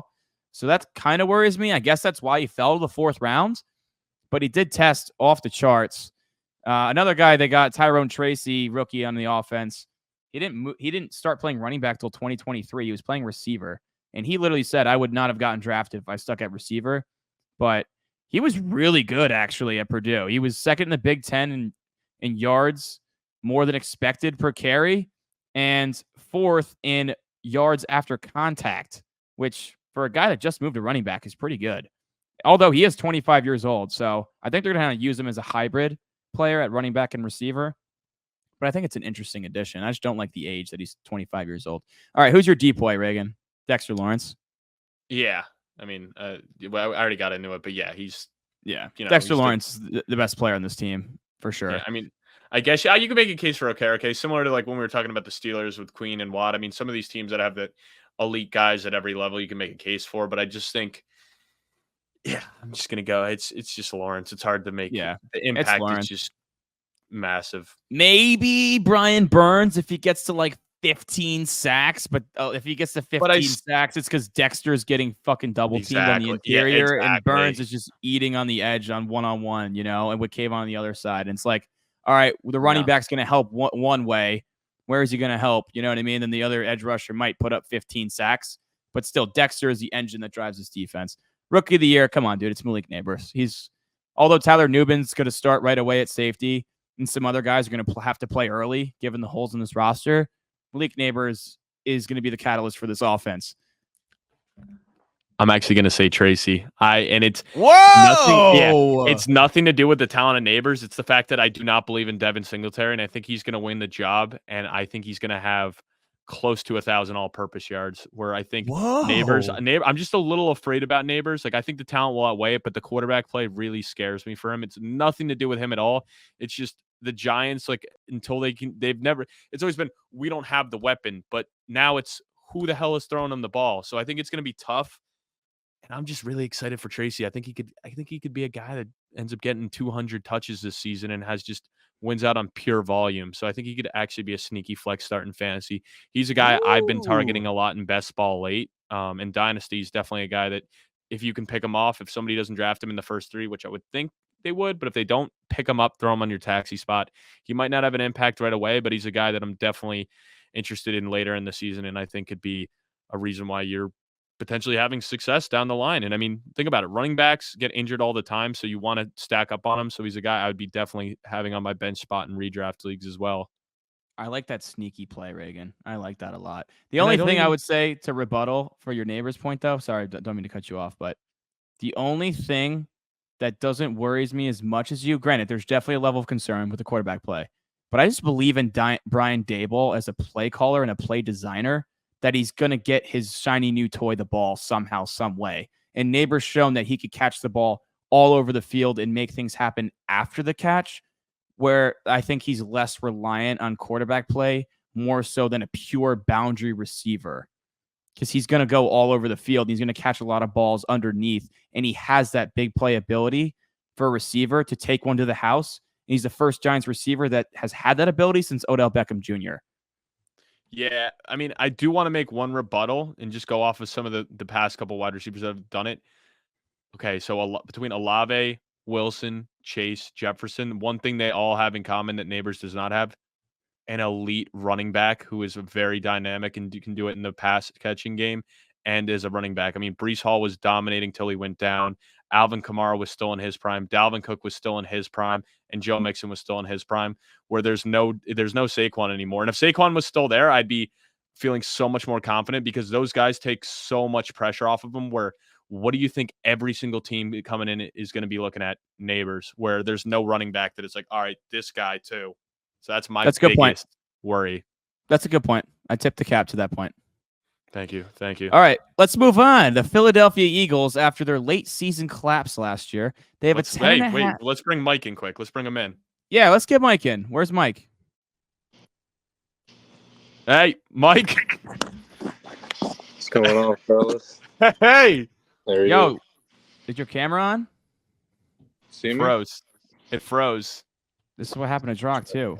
What's going on? Are you on the camera, Mike? It's just a black screen. Oh, now we kind of can. You're a little blurry, but that's all right, because now we can see you. I can see that pretty face of yours. How we doing, brother? Pretty good. How was the golf tournament? It was good, dude. It was good. We had almost 80 people come out and play. We were able to raise a lot for charity, the Valerie Fund, which if you weren't there, I mean, Colin made an awesome speech about it. And there's going to be a YouTube video coming out too for anyone listening at this point, so you can kind of feel like you were there even though you weren't there. I know you would have been there if you were back being a big golfer yourself, but overall, smashing success. There we go. It was hybrid, right? Yeah. My team came in dead last. We finished plus 14, but you know what?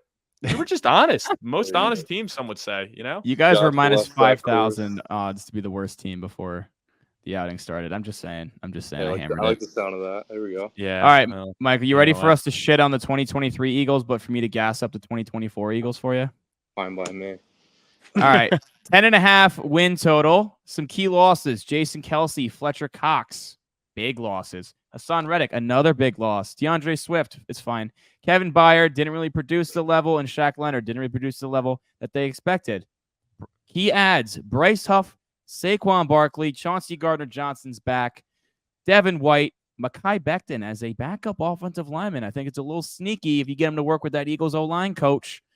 Reagan, 10.5 win total for the Philadelphia Eagles. Do they bounce back after that terrible ending to the 2023 season? They certainly do. I got them going 12-5, winning the division. They're gonna get the tiebreaker over the Cowboys. I'm drinking a little bit of the Kool-Aid. I'm buying into the Kellen Moore stock. I'm buying into the Vic Fangio stock. I mean, they added a ton of guys in the offseason to improve the defense. I mean, obviously, drafting guys like Cooper DeJean and Quinon Mitchell. Quinon Mitchell, I'm going to say it now, my defensive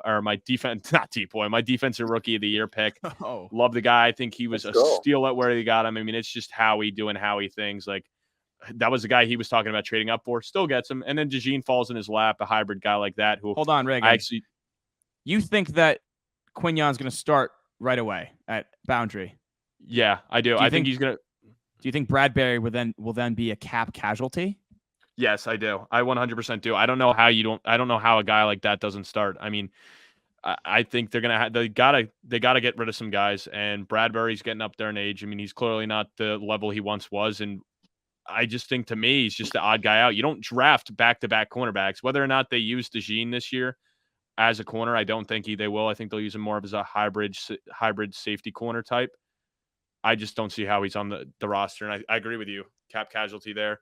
Super excited for him and those two guys. Bryce Huff, phenomenal pickup. Phenomenal. Yeah. And I mean, the fact that not only that, you got rid of Reddick, who I think Huff can step right in and put up the same production. And you got a pick. I mean, I don't know what the hell you're doing, Joe Douglas. Like, yeah, let's just let him walk. Yeah, then let's go trade for a older, more expensive option who maybe he's more productive. But in my opinion, even if Huff's slightly less productive, I'd rather have him for cheaper and younger. Made no sense to me. So Howie doing Howie things, taking advantage of little bro Joe Douglas. Didn't love that at all. But the defense, and then Devin White, big on him. I know the numbers might discredit him, but you know what? It's a 1-year deal, 1-year prove it deal. I mean, he's a guy that we've seen be elite at times. I mean, going back to, we were talking about Shaq Barrett before in his elite season. Like, Devin White's had some really good seasons early on. So if he can come back to any type of that form, I think this defense could be in a great spot. And obviously the D-line's stacked. They've been drafting guys from Georgia every year, it seems like, between Jordan Davis, Jalen Carter. They still got Nolan Smith, I know. So they got some studs there last year, though. Yeah, but I mean, that's the thing, bro. Like, if these guys start to pan out, like, it's going to be scary. So I'm drinking the Kool-Aid. And then offensively, I think Hurts bounces back. I know he had a lot of turnovers last year. I mean, 15 picks for a guy like that should never happen. I mean, he's not throwing the ball enough for me to want him to be throwing the ball that many interceptions. But I think Saquon's going to open up a lot for him, and I think Kellen Moore will be able to unlock him more. So just really excited for this team. But I'm curious your guys' thoughts. Go ahead, Mike. Yeah, so obviously losing Kelce, that's big. But kind of this year, you know, Eagles has always had the powerhouse O-line, offensive line, defensive line. And, you know, it's kind of a question mark this year. Who's going to start at right guard? That's a big one. I know they got Becton on a 1-year deal, but, you know, Matt Hennessy, the guy they picked up from the Falcons. They also got Tyler Steen, 3rd-round pick last year. So It's definitely not one of the strong suits as, you know, previous years. But that's going to be interesting who kind of takes that right guard spot, because the left side is, you know, you got Mailata, you got Dickerson, you got Juergens. I think Juergens can step up and play center. But, you know, filling in for Jason Kelce, that's literally impossible to, like, you know, play as well as him. But and the D-line, you know, Nolan Smith didn't really turn out. Well, he didn't really play a lot, so it's kind of hard to gauge that one. But Bryce Huff, you know, Howie Roseman loves to get young guys with high sacks on the D-line. kind of fill him in. Reddick was flipped for a third round. I could change into a second. So, there's not a lot of depth. I love to see Jordan Davis kind of step up. Jalen Carter's an animal. That's going to be fun to see his next year. Milton Williams, kind of third string guy. Like you said, Fletcher Cox did retire. So there's a lot of young guys on this D-line, but I'm excited to see, who's going to take the next step. And I'm curious, Mike, what do you have? What are you projecting your Eagles to do this year? Like what's their ceiling and what's their floor in your books? Ceiling? It's got to be Super Bowl. This roster is just too good. I will say last year losing 2 coordinators, that is very hard to replace. Shane Steichen, who sleeper this year, I could see Coach of the Year. I like that call. I like that call a lot. So, and then Jonathan Gannon, I went to the Eagles-Cardinals game, and it was tough watching that one, but both good coaches. I'm excited for Kellen Moore. I'm a fan of him, but I do want to see him and Jalen Hurts mesh. There's a little tension between Sirianni and Hurts right now, but Vic Fangio I'm excited for, the godfather of, the modern-day defense, so I'm excited for the coordinators and, Colin, I'm excited for that guy Saquon. I was just waiting on that one, dude. Yeah. Yeah, I'm about to say some things that are really going to hurt my heart. Before I get into it, though, I am very bullish on the Eagles this season. It pains me to say it. I have them at 13-4. Wow. I think they're actually going to be really good. And the biggest thing for me was although they started 10-1 last year, it just didn't look right, but they were still winning games. It was like from the first drive in the Patriots game, I was like, this is not the right, something's going on, Screen passes, you got Olamide Zaccheaus running slant routes. Like, what are we doing here? No, and that was a big problem with the offense. Yeah, I went to a 2021 Eagles-Panthers game in Charlotte, and it was one of the worst showings I've ever seen, like play calling, and that was Sirianni. So I definitely want to see Hurts and Kellen Moore kind of do their thing together. Yeah, I'll say Sirianni is certainly in the hot seat this year, but I do think he cools that off, and they have a really good season. I'm really bullish on the Eagles because of their upgrades at coordinator. Yeah, I think Kellen Moore is certainly an upgrade. I don't think he'll be what Shane Steichen was this team in 2022, but I'm more so bullish on Vic Fangio. He's one of the best defensive minds in football. He has been for decades. And he was an advisor to this defense in 2022 when they led the league in sacks, and they had a disgusting defense and went to the Super Bowl and barely lost to the Chiefs. So Vic Fangio coming back and calling the shots, I think, is huge for this defense that was really bad last year. Yes, the offense regressed. Jalen Hurts struggled. He clearly had something wrong with his leg. He was holding the ball a lot. He was bad under pressure. He was throwing a lot of checkdowns. It just didn't look pretty. They still found a way to win games initially, and then it all fell apart. But that defense was terrible. The secondary was terrible. Darius Slay, huge step back. James Bradbury, an even bigger step back. Vic Fangio is going to help this defense a ton. They don't have the depth on the D-line that they used to have, but it's still going to be good. I mean, their pass rush dropped from number 1 in 2022 to number 23 in 2023, and that's just simply not good enough. Jalen Carter needs to continue to take that next step and be more of a 3-down player. Jordan Davis does. Jalen Carter's a stud. I love Bryce Huff, had 10 sacks and 8th in ESPN's pass rush win rate last year. Huge. Brandon Graham is clearly, I think this is going to be his last year. He only had 3 sacks last year. Josh Sweat, 6.5, a step back. They're both in the final years of their deals. So I would like to see Nolan Smith. He only played 188 snaps last year, had 1 sack, be that third guy and really step up. They revamped their linebacker room. They probably had some of the worst linebacker play in football last year. Although I'm not a huge Devin White guy, he's a little streaky. He can make big plays. He can force turnovers. He can rush the passer, which I think helps. Oren Burks is solid, all right. Nakobe Deane just hasn't really played a lot. I don't know. But I think just having Vic Fangio, this defense will be a lot better. Obviously, Howie Roseman knew that secondary needed help. Reagan already touched on adding Quinon Mitchell and Cooper DeJean. I actually think Cooper DeJean is going to be better than Quinon this year. He played in the MAC, and he did allow 9 completions of 10+ yards downfield in the MAC. So I think there's going to be a little bit of an adjustment transition in the NFL, but the tools are there. I just think Deane is a better athlete, and instead of playing boundary corner, which is more difficult, he'll kind of play that hybrid rover role in the slot potentially and have more of an impact.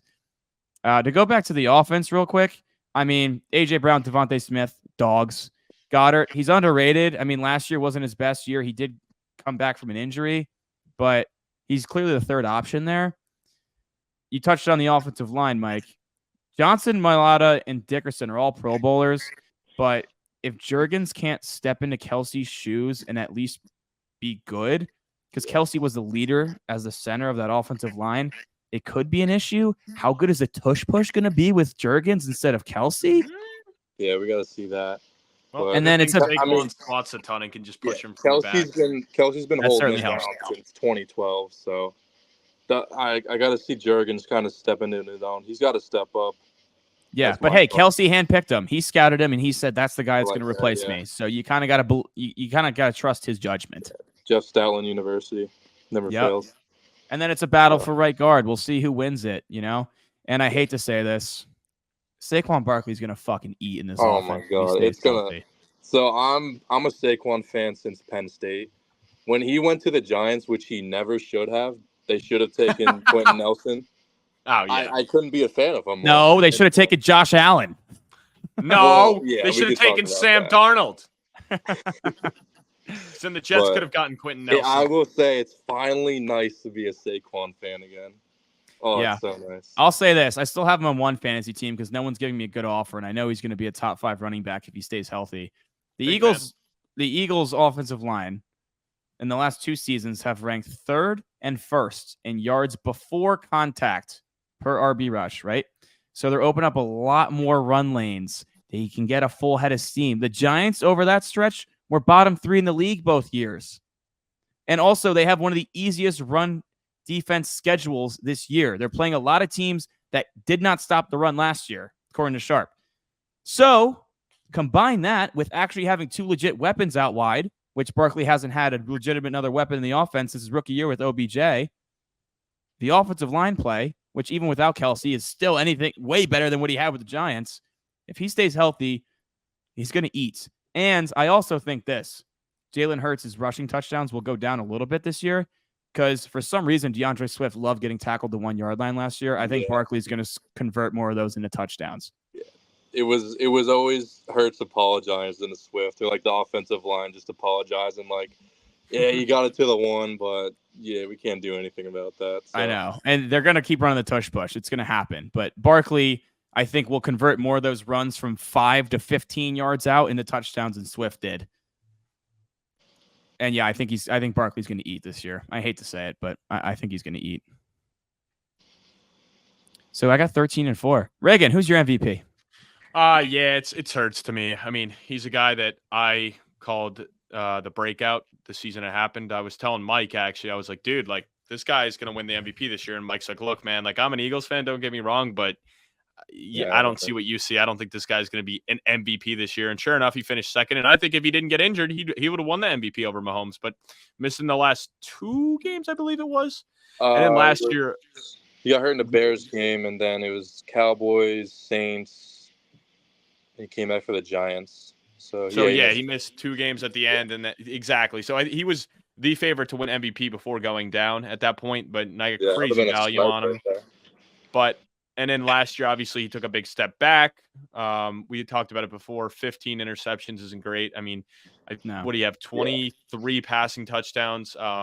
Obviously, the numbers are a little skewed. I mean, hey, 15 rushing touchdowns is 15 rushing touchdowns, but without actually looking at the numbers, it's not as impressive as you think. When you tush push 12 times. Yeah, the 23 passing touchdowns to 15 interceptions, that's not MVP numbers, let alone top half quarterback numbers. Like he really didn't play like a top 16 quarterback last year. If you take out the tush pushes, it's not a good season, let alone an MVP season. So I think he needs to step up. I think getting Saquon will help out for that. I think a new offensive coordinator will help out with that. So I fully expect him to return to the MVP level. And I think he is a guy I'm going to throw a little bit of money on to win MVP. I really do think he could get it done again this year or officially get it done. But yeah, I also have Jalen Hurts. I won't bet on him because I will not bet on an Eagle, but I kind of like the play, Reagan. I kind of like the play. Mm-hmm. Mike, who's your MVP for the Eagles this year? I mean, it's got to be Saquon or it's got to be AJ Brown. All right. Yeah, AJ Brown's trainer came out. He said this is the best. This is the most in shape he's ever been. So we remember last year, 5 games, 125 each. Mm-hmm. So yeah, he was a beast. I gotta go. I think Saquon's gonna open up the offense so much that AJ Brown. Well, Devontae got paid, so AJ Brown's just gonna do what he did last year. So I gotta go AJ Brown here. Yeah, X Factor, Reagan. And I will say one more point to Mike and also X Factor. Like, teams ain't looking at DeAndre Swift like they're looking at Saquon. Like, the name alone just scares teams way more. Like, whether or not Saquon's significantly more productive in this offense, it doesn't matter. The name alone is just terrifying. But, yeah, my X Factor, I might go with Cam Jurgens, man. Like, just like you guys were talking about before, like, he's going to be stepping into a huge role here, not only for the tush push, but just the overall offense. Like, he's going to be the leader of it. Can he step in and shore up that fourth spot where maybe they only have one hole at their left guard or right guard? Yeah, right. Wait, what is the right guard? Yeah, sorry. So maybe their only hole is at right guard. So if he's able to step in and just like, he won't be Kelce level, but if he's even close to that, where it's not like they're skipping a beat, I think the sky's the limit for this team. Yeah, I got the secondary as a whole. The entire unit. They got lit up so bad last year. It was embarrassing. If that unit can return to form, if Darius Slay can return to form, if these rookies can pop off, if Chauncey Gardner-Johnson can stay healthy and play like he did in Philly 2 years ago, this defense will be so much better because they do have the talent on the defensive line to get home. You just got to give them a little bit more time, and they'll return more to that 2022 form. You agree with me, Mike? Secondary? Yeah, I think a lot of people are overlooking Isaiah Rodgers not coming back or coming back. He was suspended gambling last year, so he missed all of last year. Tough blow. So comes back this year. I think he's going to be the X Factor. Or I'd even go Howie Roseman. I mean, what that guy's doing is just unheard of. $24 million right now going into the season. What do you guys think he's going to do with that? Address anything? I think he's going to wait. I think he's going to see where he's at in the deadline and see if he can try to add a big name that's a little disgruntled. Yeah. Something along the lines and go for like an all-in type of season. You almost have to. That's what he does. You remember 2017, Jay Ajayi for a third-round pick. I was screaming like, we don't need another running back. And he turned out, had 70 yards rushing in the Super Bowl, was a big-time player in the Falcons game, NFC Championship. So, yeah, I think Howie Roseman's going to kind of go all in this year. It's kind of clock's ticking for a chip. I mean, or a middle linebacker would be my guess, because obviously they drafted the kid out of Notre Dame, and then they signed Devin White. But, I mean, let's not forget, man, they got freaking cooked against the Bucs, and Cade Otton looked like a top 5 tight end. So that would be somewhere where I could see them addressing. Is trying to get out there and getting a big name at the trade deadline, even though it didn't work out last year with Leonard. And obviously, we don't know if it'll work out with White, but it's still a glaring need. And they also drafted Jeremiah Trotter out of Clemson. He fell to the 5th round, but he was a highly touted recruit, but he never lived up to it though. Like he had a really bad tackle percentage at Clemson, and I believe he was a 5-star recruit. He was certainly a 4, but he just didn't live up to that. That's why he slid. What you saying, Mike? Is a legacy pick. His dad played there. He was there. I mean, why not take it? All right, Depoy. Ooh. I got Jalen Carter. I think Jalen Carter can have double-digit sacks this season. I think 10 is the number for him from the interior, which is a really impressive number. And I think he is really vital in the middle of that defense, especially if Jordan Davis doesn't get in better shape and can play 3 downs. I'm going to go with Quinon, man. Call me bought in, man. He's winning that job. He's going to be one of the starting corners. He's getting 5 interceptions this year, and he is winning the Rookie of the Year, the Defensive Rookie of the Year. I am buying Quinon stock right now. It's freaking July 22nd, and I'm giving you a lock, and I ain't even drock. All right? There we go. But yeah, dude, I'm so excited for this guy. I'm pissed the Eagles got him, and I know he's going to be good. You know he's going to be good. They always are good. They always fall to Howie, and they always end up being good. Always. But Mike, I'm curious. What do you got? I got Jalen Carter. That guy's an animal, you know. My boy agrees with me. Let's go. All right, Rookie of the Year. You said Quinon. I got Cooper DeJean. I said it earlier. I think he's going to have more of an impact than Quinon, actually. And I love his game. He's going to have a Swiss Army knife type of role. I think he forces 4 turnovers this year. I mean, hey, man, I could see him getting a punt. If they, I don't know. I haven't been looking into it a lot, but I'd imagine they're going to use him on special teams as well. So I'd imagine, Mike, you think that they'll use him as a kick returner or punt returner? What's the buzz been? Because I would definitely. I would hope so. Like, he's just such an insane athlete. Right now, they have Britton Covey returning kicks. I mean, bro, I wouldn't even be surprised if they use him as like in some offensive packages either. Offense, I like that. Yeah. I remember at Dory Jackson when he was on Tennessee. I mean, they were coming up with some stuff for him offensively, so I would not be shocked at all. But yeah, I mean, for me, it's still Quinon if we're gonna go the Rookie of the Year. But I definitely you can make a case for DeJean as well. Just both guys are gonna, I think, be big impacts day one. Who do you got, Mike? I'd go Quinon too, just because you know Bradbury was so ass last year that you need someone across from Slay. I'd probably go Quinon. That's my guy. Fair. Word up. All right, Mike. Appreciate you joining us to talk about your Philadelphia Eagles, man. Yes, sir. Thanks for having me, fellas. Yes, sir. Yes, Talk sir, to you Mike. later. All right. Yeah, Mike. Thanks again, brother. No problem. All right, Reagan. Dave, you coming in with your lock or no? Yeah. Drock, where you at? Oh, he's back. His face. He's muted though, so. Drock, you're muted, man. He's so cute when he does it. When he. Damn, I did the Halloween teaser when I hopped in and go, boo. Yeah, no. I think we're gonna have to roll with who did I have for the Eagles? Oh yeah, unfortunately, but Colin and I did discuss this before. Dude, that Saquon 1,050 yards is just so low at plus money, man. Like, I'm gonna burn the fuck out of his jersey, but god damn it, if I were to be betting on something for the Eagles this year, it'd probably be Saquon Barkley's rushing yards. And I'm sure Colin's statmatician over there said it all, but like everything's lining up for him to fucking get what he needs to do to get 1,000 yards if he stays healthy. So yeah, that's my explanation there. I'm not betting it. Drock will not be betting it. He would be fading it if he had to put money on it. But like for those who are out there that do follow Drock, it's gonna be Saquon Barkley's rush. So my biggest issue with that, Dave, is just, I mean, come on, man. Like, we're not gonna encourage burning jerseys out here. Please do not call me Dave. And the only reason I would even call you that is I just got to get serious with you, man. I mean, talking about burning jerseys, like we're not going to encourage pyro works. I mean, you can always donate the jersey. I'm sure there's a kid out there that maybe doesn't have a lot of clothes. So I'm sure there's a young fan that, hey, maybe never had a Giants jersey before and would love to have a Saquon jersey, even if it's a hand-me-down. So please don't burn the jersey. I mean, at the end of the day, I mean, he's definitely a shoo-in for the Giants Ring of Honor, I'd imagine at this point, right? So, but now all jokes aside, I do like that pick. I will definitely be throwing money on it if you guys are, because what? I'm not touching that shit. I ain't a hater. So if the boys are riding with it, but I do think that's a good pick. I really do. All right, Reagan.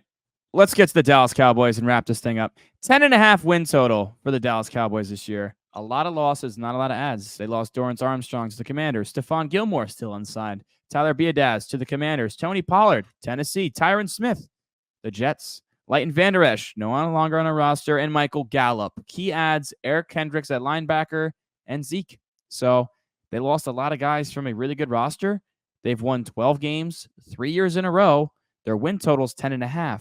Can they get to 12 again, Reagan? Yeah, I got them going 12-5, dude. I was talking about it before. I do not care with all those losses, man. Like, they're just going to fucking beat up on those bad teams. They always do. And, yeah, they'll lose a few games. Like, I'm sure Philly will beat the shit out of them. And when they play the 49ers, they'll beat the shit out of them. But to me, they just handle their business. Like, they're actually one of the most, like, they're not fluky at all when it comes to the games they should win. Like they rarely choke those games. It's just always like when everyone's like hyping them up too much and it's like, oh, I don't know, Dallas might be different this year. They're not. No, but, Reagan, I agree with you, man. Like you look at their splits against non-playoff teams and playoff teams, even in the regular season, and playoff teams are below 500. Against non-playoff teams, they win like 80% of the time. It's ridiculous.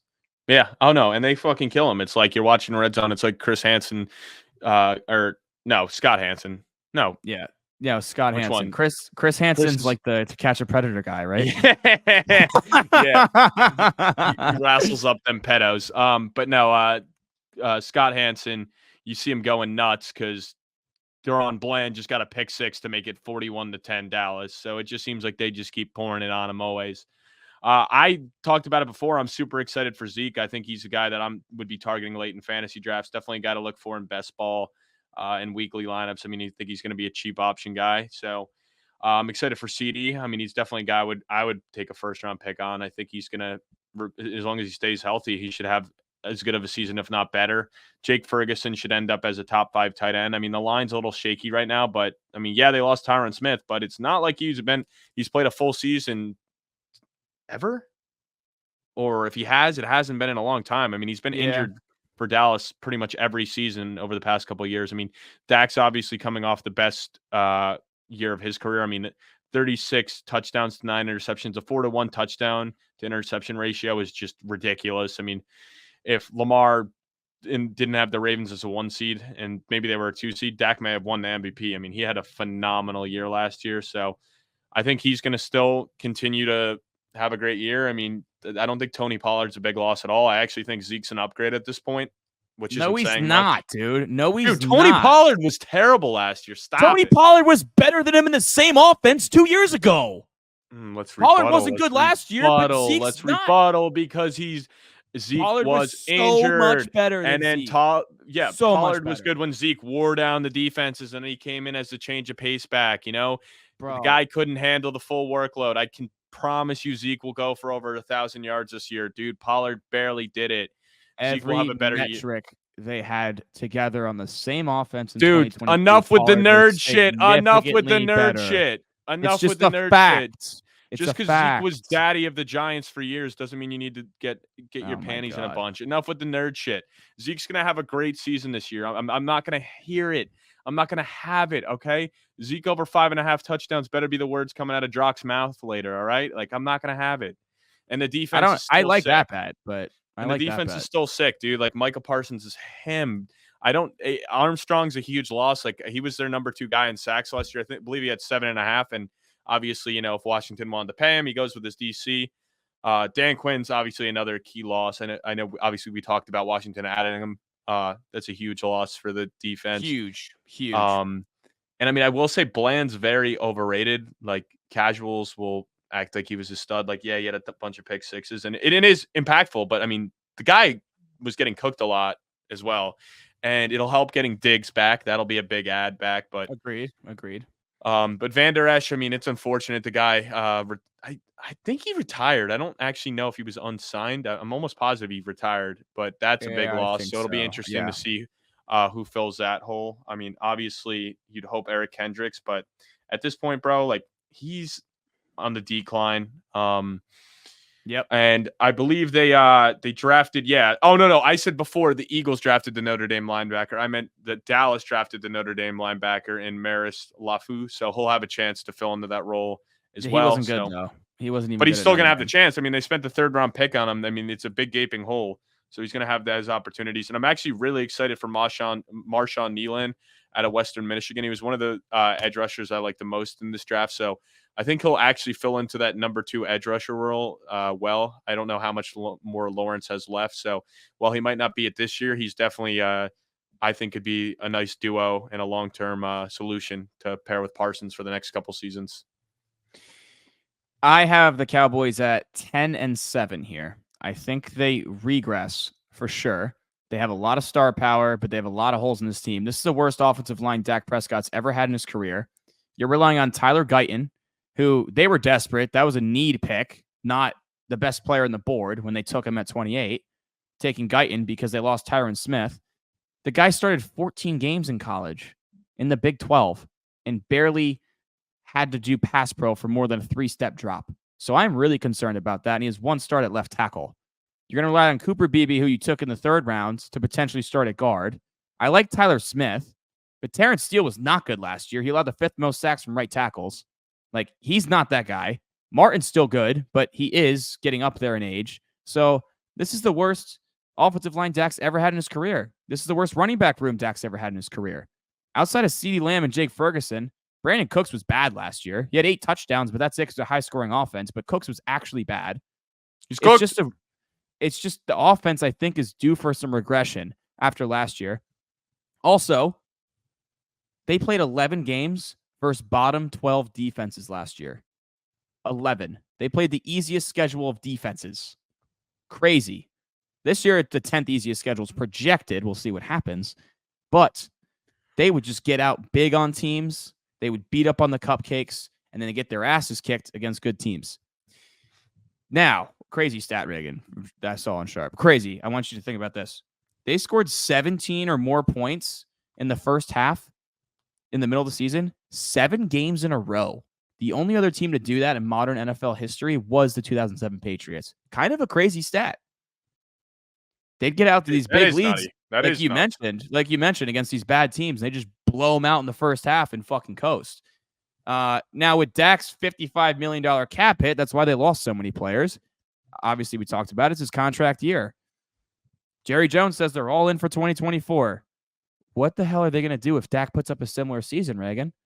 Second MVP voting last year, threw for over 4,500 yards, nearly a 70% completion rate. And the biggest thing for him, after throwing so many interceptions in 2022, he barely threw any last year, which was huge for this offense. If he puts up a huge season, what do? Does he get $60 million a year? His cap hit's 55 right now. What if he puts up another top 5 MVP caliber season? Yeah, I mean, I think you have to pay him. I definitely think he could be the quarterback for a Super Bowl winning team. I don't think that. I do. Dude, I 100% do. Statistically speaking, since 2020, which they've been in the playoffs every year, he has been bottom 3 in every metric. He's been awful in the playoffs. He just chokes under pressure. He's been terrible. So he has no track record showing us that he can win in the playoffs. And now his roster is worse than it was the previous 3 seasons. He has no track record. It's another one and done for me in the playoffs. It's tough to let a guy like that walk, though, because it's one thing if he wasn't putting up the numbers in the regular season, but how do you not pay him? I agree. That's the thing. So you got to believe in him. What's their other option? There is none. Like, at least with the Giants, it's like with the Giants, like, yeah, Daniel Jones got you to the playoffs, but like he's not going off in the regular season. So it's kind of like we know he's not the guy. Where Dak, it's like he just is doing all of this in the regular season. Like, how do you not pay a guy who goes for 36 touchdowns and 9 interceptions? I mean, that's ridiculous. A 4-to-1 touchdown to interception ratio is unheard of. You know, that's second in MVP. You have to pay him. You have to pay him. I agree. So, they handcuffed themselves, basically. Jerry Jones. And I do think they're a team that could. I do think they can get to the Super Bowl. Like, maybe not this year, but I think they'll fix the roster, dude. I mean, the Eagles made it a couple years back or 2 years ago with Hurts. Like, the NFC is very weak. It's not like he's got to go through the AFC. Things could fall into place. Bro, we just touched on how they can't win in the playoffs, how they are under 500 against winning teams. I understand. The Packers went in their house last year and beat the shit out of them. This isn't even a this year thing. I'm just saying I think I wouldn't be shocked at all. I think you pay Dak. I think eventually he will get them to the Super Bowl. Not this year. Let that be clear. Not this year. I think you pay him, and I think eventually he will get them to the Super Bowl. Do they win it? Probably not, because it would be too funny for them to lose. And I think everyone would love to see the Cowboys lose in the Super Bowl. I think that'd be fun for all of America. Yeah, I guess it'd be fun, except we have to listen to Dallas fans talk shit for a good month until the actual Super Bowl.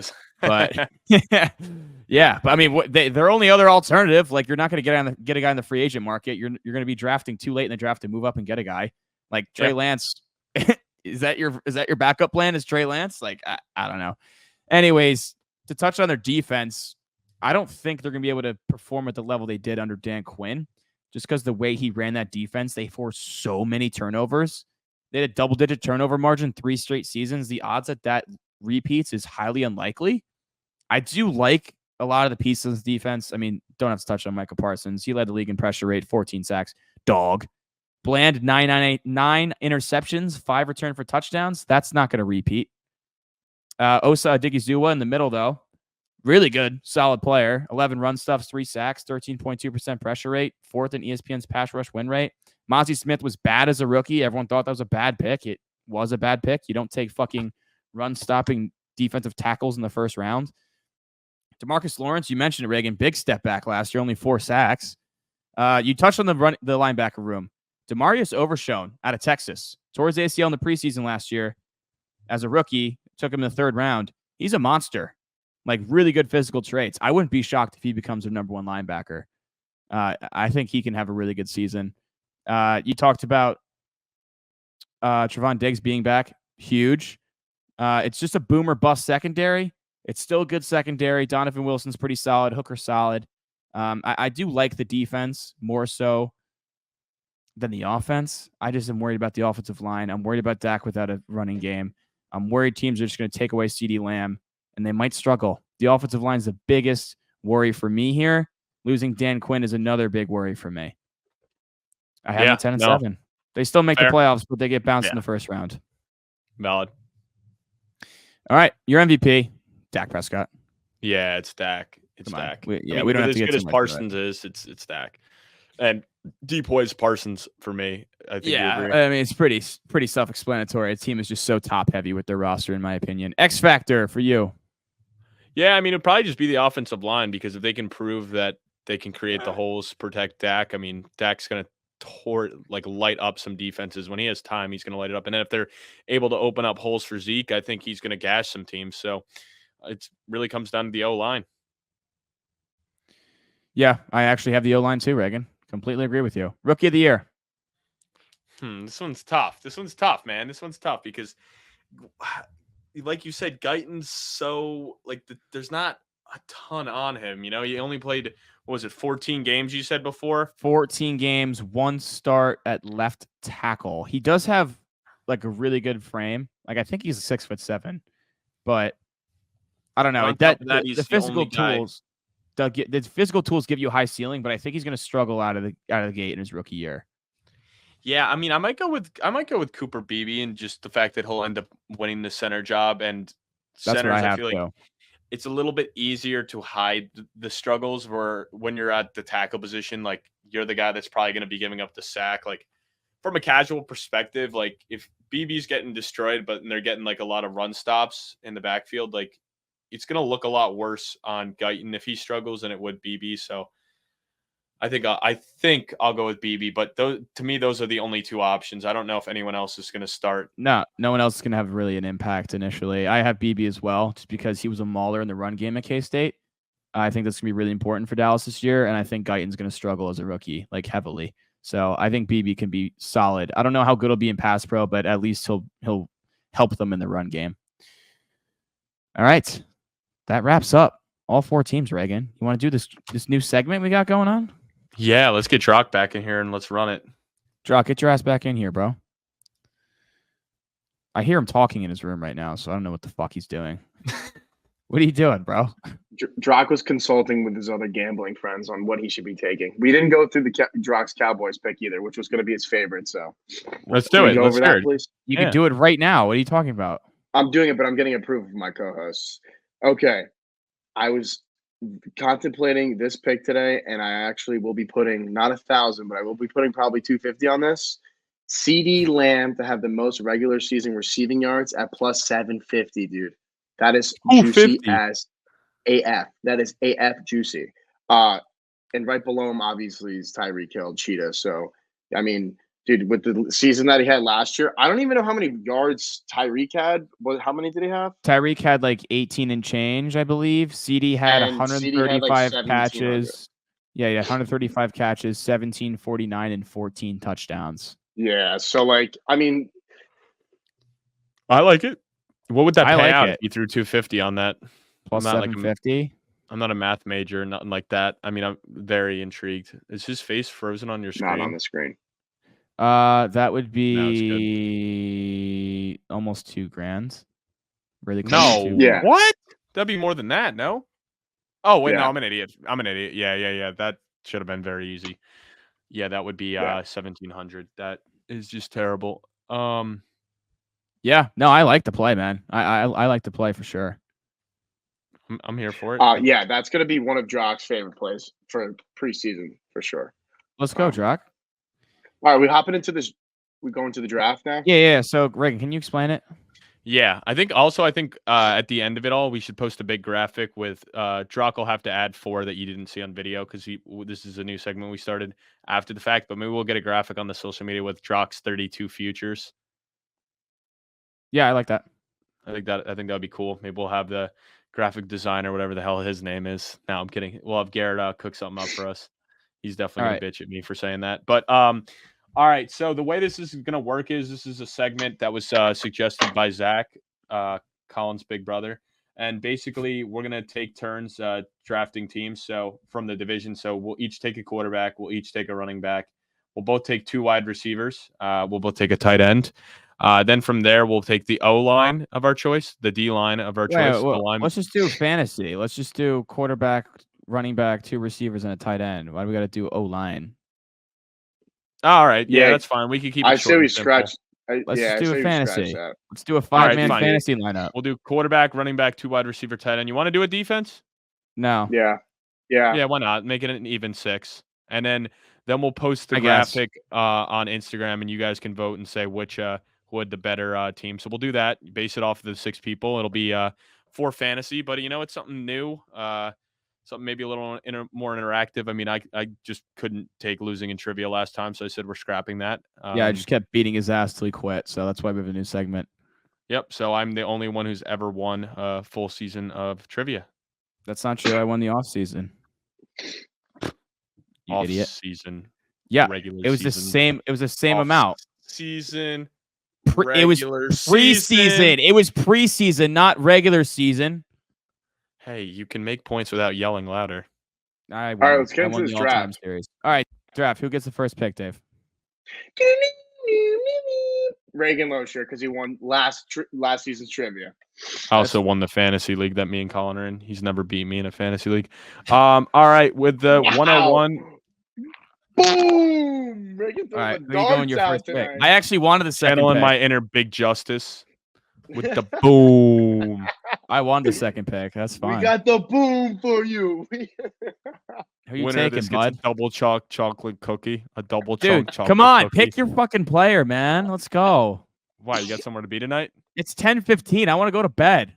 It's our longest podcast ever recorded, too. Just like I know. That's what I'm saying, dude. Let's fucking go. Stop. And guess who's going to be doing the edits all night? Rocky Poo. Slam that keyboard. All right. So I'll be taking with the 101 CD's Nuts Lamb.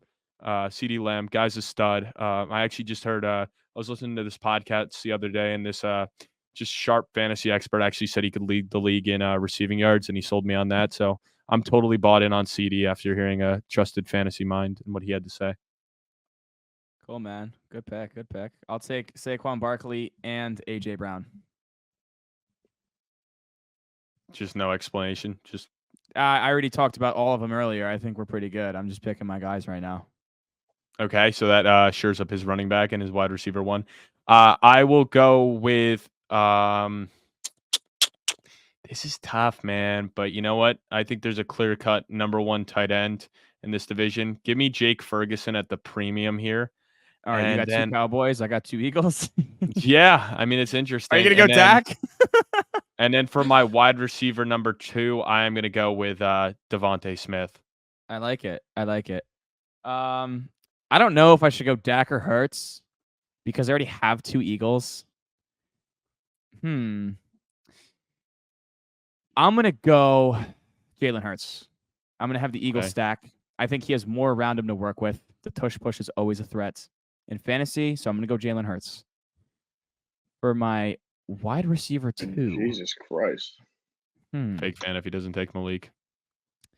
No, yeah. I'm going to go Malik Neighbors. Absolutely. Although I said most likely Terry McLaurin outproduces him, Neighbors' ceiling is higher, in my opinion, for fantasy purposes. So I'm going to go Malik Neighbors. All right. Give me I'll take Zeke as my running back, and then for my defense, I will take Philly. Oh, you went defense, huh? Yeah, bro. What do you mean? I get the last quarterback. Why would I waste it? It's a good point. It's a good point. Philly D. Okay. Well, I'm gonna go Dallas defense, and at tight end. Shit. Do I have to get another Eagle with Dallas Goedert? Yeah, but you got to think, bro. Fantasy perspective. Maybe give Ben Sinnott some love. I know. I'm thinking Ben Sinnott, but I don't want another Eagle. I don't want 4 Eagles. I'll go Ben Sinnott. I'll diversify the team a little bit. That's awesome. I'm definitely going to win this because all the casuals are going to be like, who? Also, Dallas Goedert had his worst season since 2018 last year. Come back from a little bit of an injury. I don't know. He's clearly the 4th option in that offense. I don't want all 4 options. So now this is the interesting thing because this draft is for fantasy. This has nothing to do with NFL. I don't know, man. Jaden Daniels and Dak Prescott are very similar for fantasy. The rookie or the guy who went second in MVP voting last year? But the thing is, it's for fantasy. It's not like obviously Dak's way better NFL-wise, but for fantasy, the rushing upside's there. But I got to go with Dak. I mean, he was 36 touchdowns and then 9 interceptions. And also, I feel like we're going to have a lot of dumbasses viewing this poll on Instagram and being like, Jaden Daniels. He was also QB3 last year, so I know. I had him in Dynasty. I got to give my guy his flowers and hope that he can repeat it again. There's some good ball clubs, Reagan. The NFC East is pretty damn good for fantasy football. I'm not gonna lie.